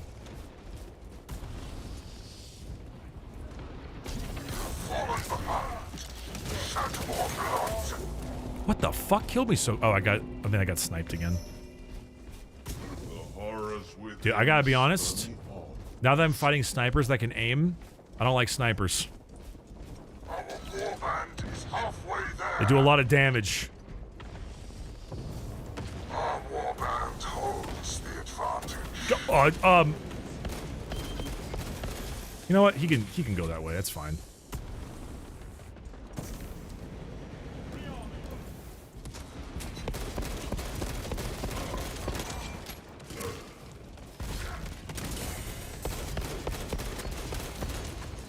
He chose to throw a grenade, and that was the worst mistake of his life.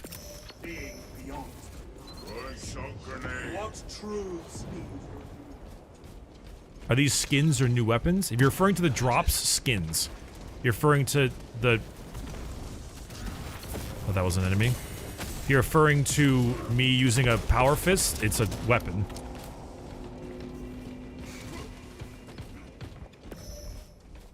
Yeah, sadly not human skin. Much terror left to inflict.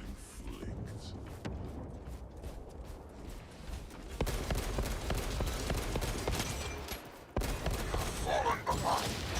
Shed more blood. Changing magazine. Our warband holds the advantage.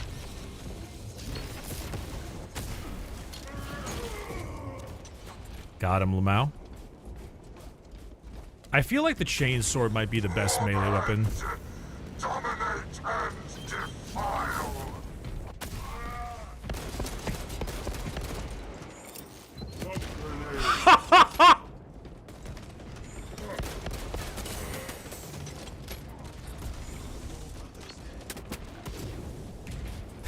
I fucking hit him in the face.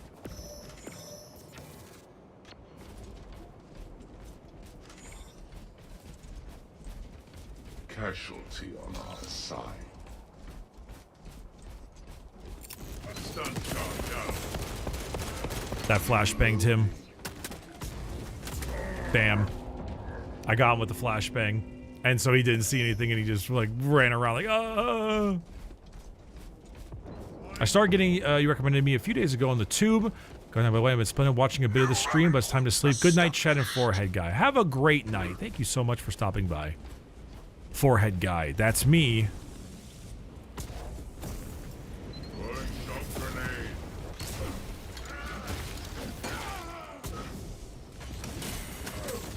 The price of war. Thank you. Pretty good Night Lord combination right there. Two people picking on the weak. This guy knows what's up. Terrorize our foes. Let's go. Oh, hell yeah.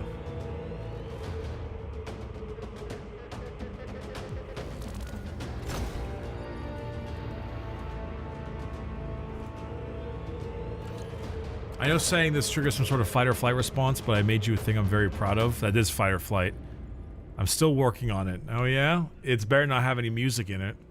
And if you try to make me play it on stream, I'll slap you.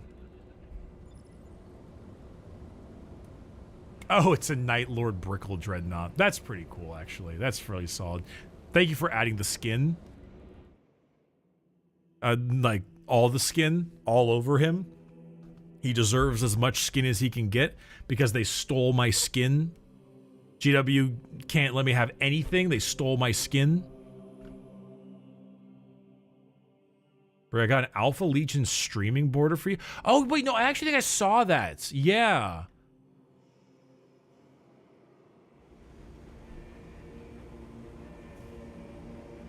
Yeah, no, I think I did.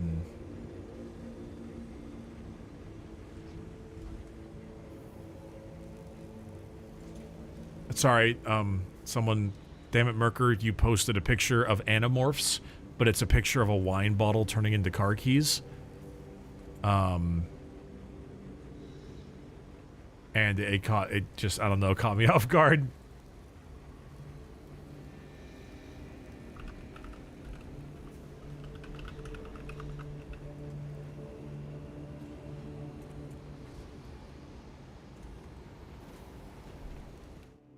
That got me. That got me good. Clearly, Night Lords have the most skin in the game. Damn straight, and it's not theirs. Briggy, you're fast approaching the Melt-A-Bomb and you will love its shenanigans. I'm hoping the Melt-A-Bomb is somewhat good because I want to drop it as like a sniper and then just when I'm invisible and then click it and just one-shot somebody, which just sounds awesome as hell. I don't know if that's how it's going to be done, but we'll see. Can you throw it, or do you just drop it beneath you? I'm assuming you just drop it beneath you.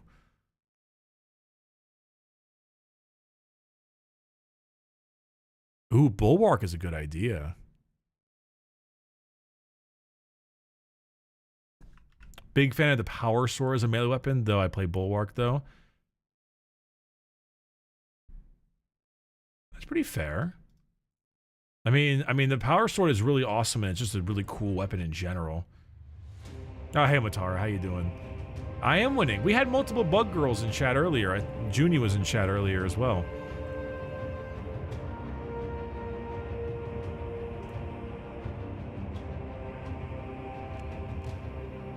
You know what? You kind of got me in the mood to play Bulwark.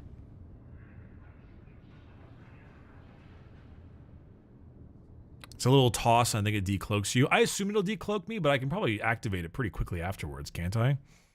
The dark gods are watching. Stinky Nurgle boys, stinky Nurgle boys. Let's go.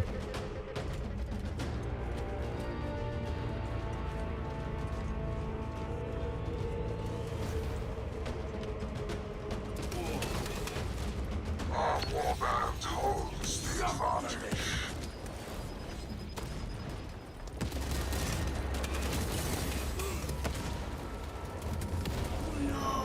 I actually don't know what happened to my HP.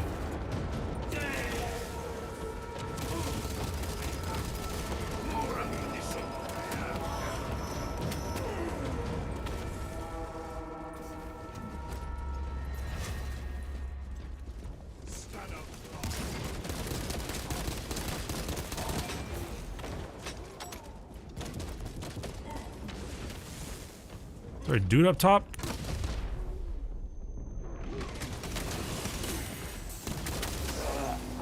Oh, I got plasmid. Is Matara standee in the jar? No, I let her out of the jar. The grandfather's great blessing. The grandfather. War brother Spread pus, pestilence, and decay. Little red pointing arrow to DK for decay.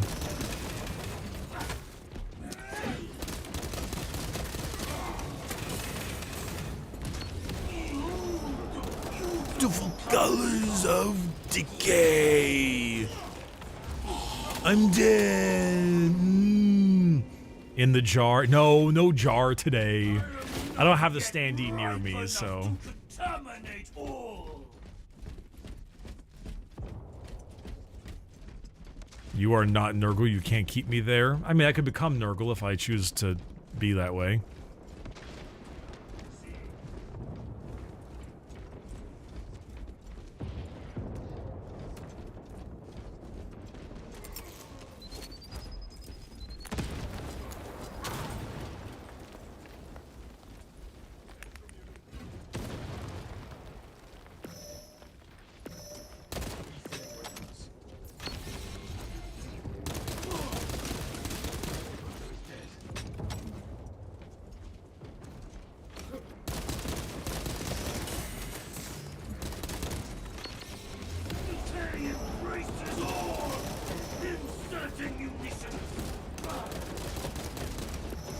You know what? He can keep shooting at me. That's fine.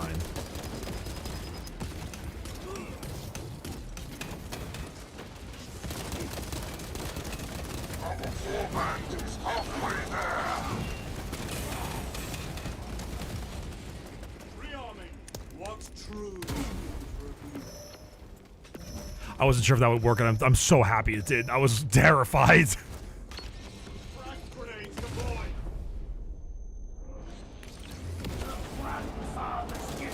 The grandfather's gifts are upon us.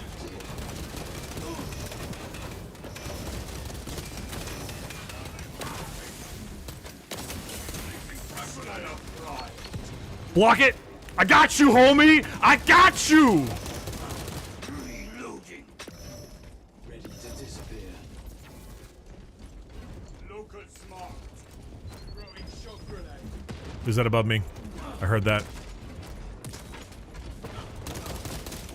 Decay brings what left us spread pestilence.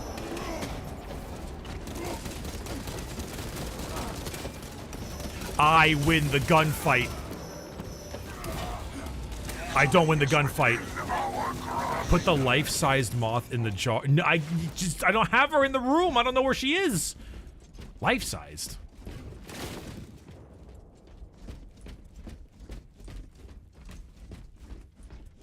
I feel like I'm actually, I mean, my score is not very good, but it's a bulwark. You don't get a lot of score playing bulwark.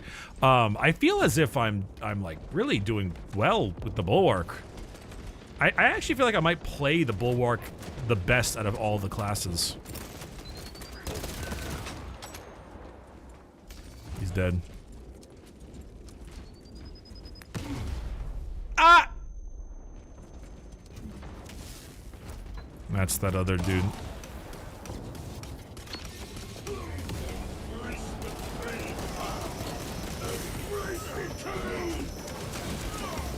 Damn it.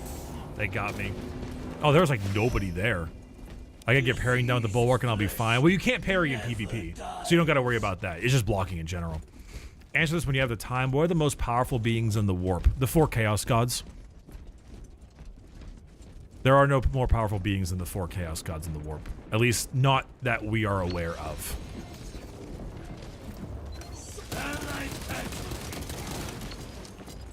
Great Horde Rat clears, not in 40k. Which I'm assuming, based on this 40k video game, they are asking that. What about Malal? Who?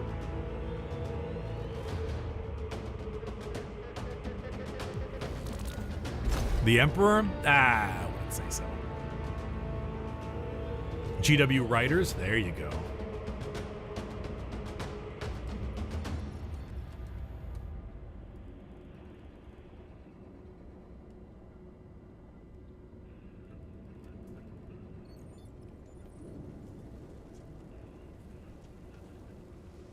Morka's in chat. Yo, Morka S? Or Gorka S? My dad's solos? Yeah, dicks. I was rude. I'm sorry.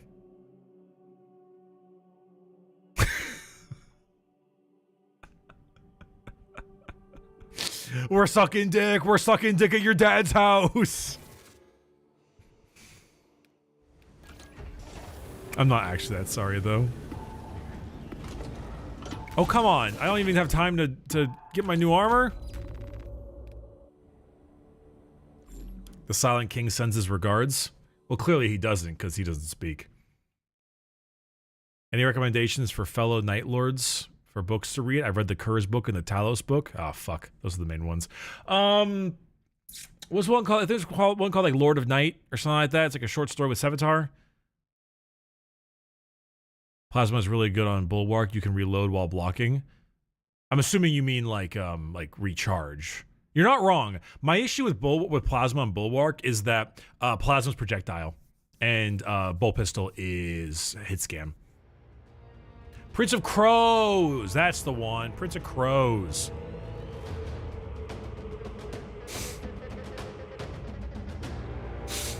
What about the Chaos God D's? Who's D's?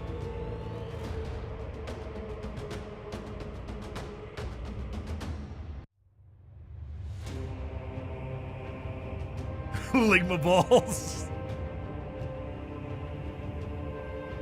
Bree, would you say outside of the campaign the game is worth it? I wouldn't even say the campaign's not worth it. Campaign's a great time to play. I just have issues with the story. I'd still say the campaign is worth playing. But I think the game is absolutely worth it. There's a lot of aspects about the campaign that I harp on, but like when it comes down to the aspects of it, it's like visuals, incredible, beautiful, absolutely amazing. Gameplay, very, very fun. Could use some more gimmicks, could use a couple more things like that.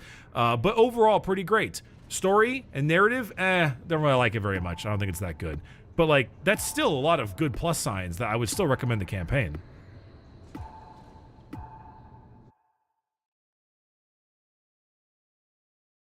You know, I think the issue that we're running into is that it's like assumed that one aspect of the campaign makes it not worth playing, but it absolutely is.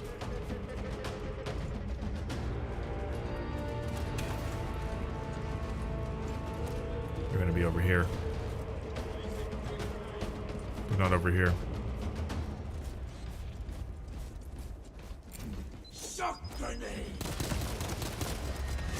Yo, Ruben, you up munching your meat right now?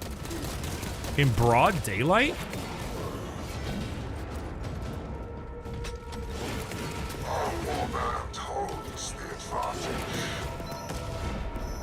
I'm sure I'm gonna kill him.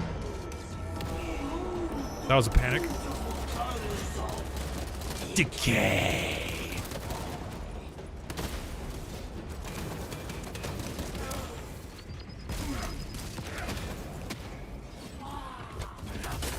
Damn. These are the same thing. Is this just your line? Dude, Ruben's line is that. Ruben's line Ruben just runs in there and is like, who up here are munching their meat right now? These meat munchers.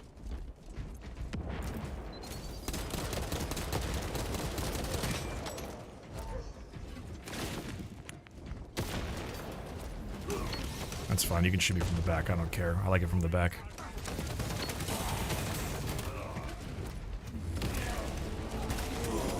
That was so unfortunate. It didn't count my my flag going down. Yo, what's up, Mella? Thanks for the tier 1. And Uber, thanks for the prime. First time chat. I like the story. Hey, I'm glad you did. You know, I didn't, but so you can. My opinion on a piece of media doesn't matter. You know, it's about your experience with it. So I'm stoked. Happy to hear you had a good time with it.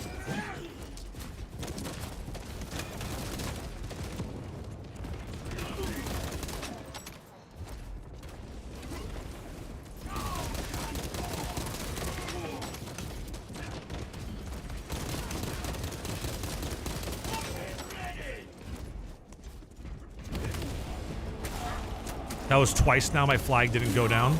There we go.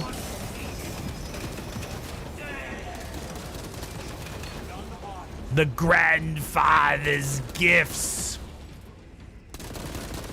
Spread pustulence, death, and decay. Dude, I am like I am bulwark gaming right now. Casualty reported. Vision reveals the bomb.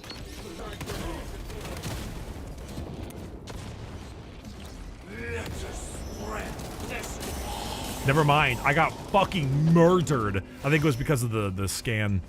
Yo, Fresh Maker Doctor, thanks for the tier 1. Would you say the story is better than the first game? I'd say so. Yeah, I'd say so. I think the first game has some better enemies to fight sometimes. Tyranids are cool, but the orcs are really fun. And they contrast the stoic space marines really well. Because they're goofy, you know? And so it's cool to have the orcs to like contrast the hardcoreness of the space marine. But it's still pretty good, yeah. I ain't that easy to kill.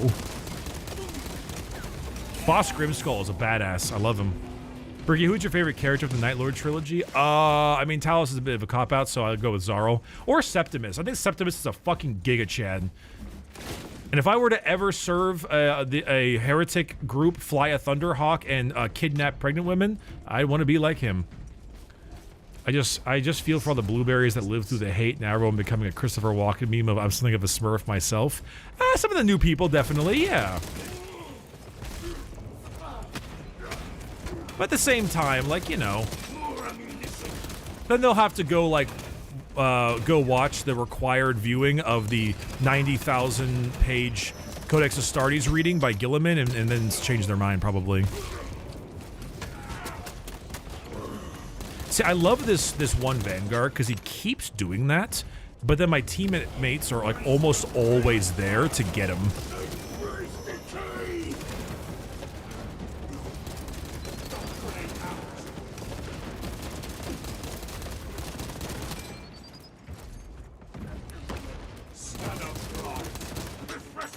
Someone's definitely going to be right behind us. I'm a fucking genius, dude.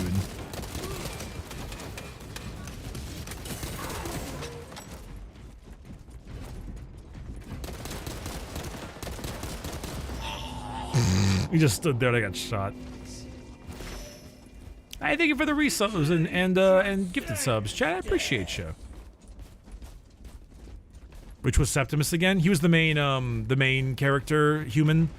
The guy who had the funny accent. I mean, I'm not gonna lie. Like, you know, you're in for a Night Lord trilogy book when one of the main characters his name is Septimus because he's the 7th slave. That's how you know you're in for a Night Lord audiobook.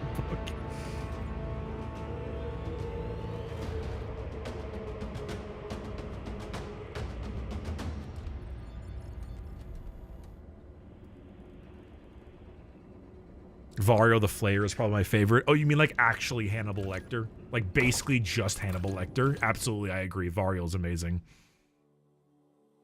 They're humans. They all have funny accents. Yeah, not quite. Septimus was like, I think born, was he? I think he was born on the ship. So he's, like he has like a funky Nostroman accent that isn't quite right.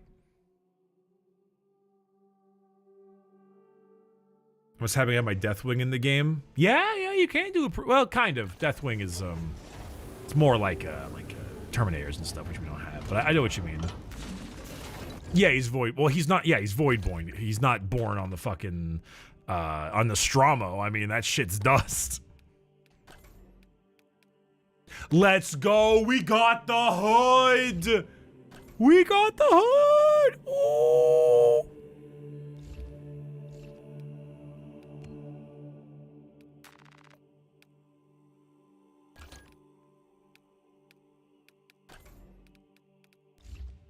That drip is immaculate. Though we probably could change colors. I mean, we kind of have a Death Watch vibe here, so I'm sure it's like... Ooh, that Iron Hand steel kind of goes hard, though.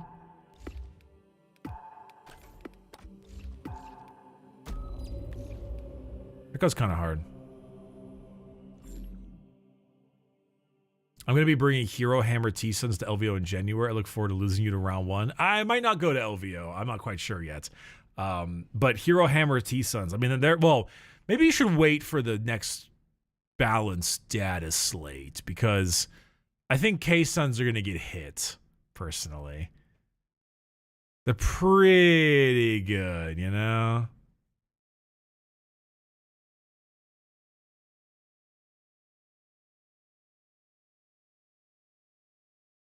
Oh, a little close.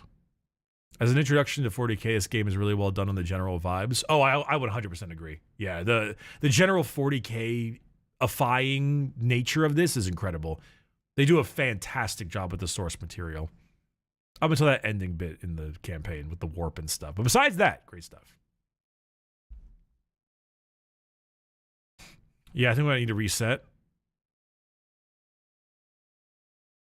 I think we got the joining server bug again.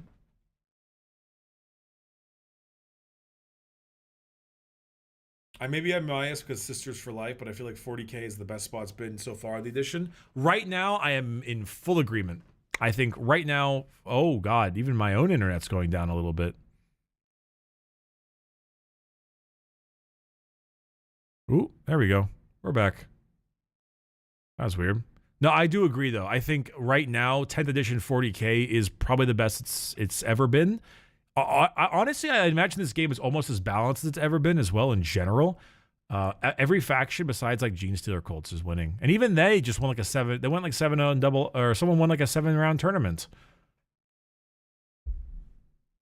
It's really good. I mean, it's not perfect. It's far from perfect. There are definitely outliers, but it's really good. There it goes again, chat. Oh yeah, definitely the most popular it's ever been.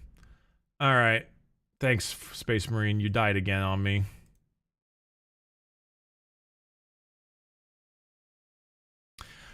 You know what, chat? It's getting a little bit late. I still need to take a shower and do all that stuff. I think maybe we should raid someone. I think maybe we should call it here. It might be a good idea to call it here. Let's raid Vinny. Because Matara said he called me nice or cool at the recent collab, and therefore we have to say nice things to him. Let's go ahead and give Vinny a raid. Yeah, let's do some cool stuff there. Let's say hi to the usual. What would be a good oh, YouTube viewers, let me get you a link. What would be a good raid message? Anyone have any ideas?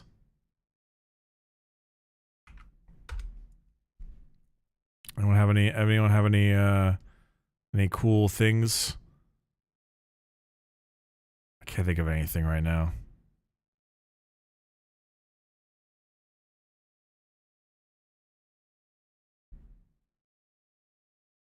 You know what? You should just do smile. Actually, I better. Let's just do smile. Just do smile. Just a smile. That's it. Just do a smile. Smile. That's it. That's all I want. That's perfect. Hell yeah. All right. I'll see you all around, chat. Thank you.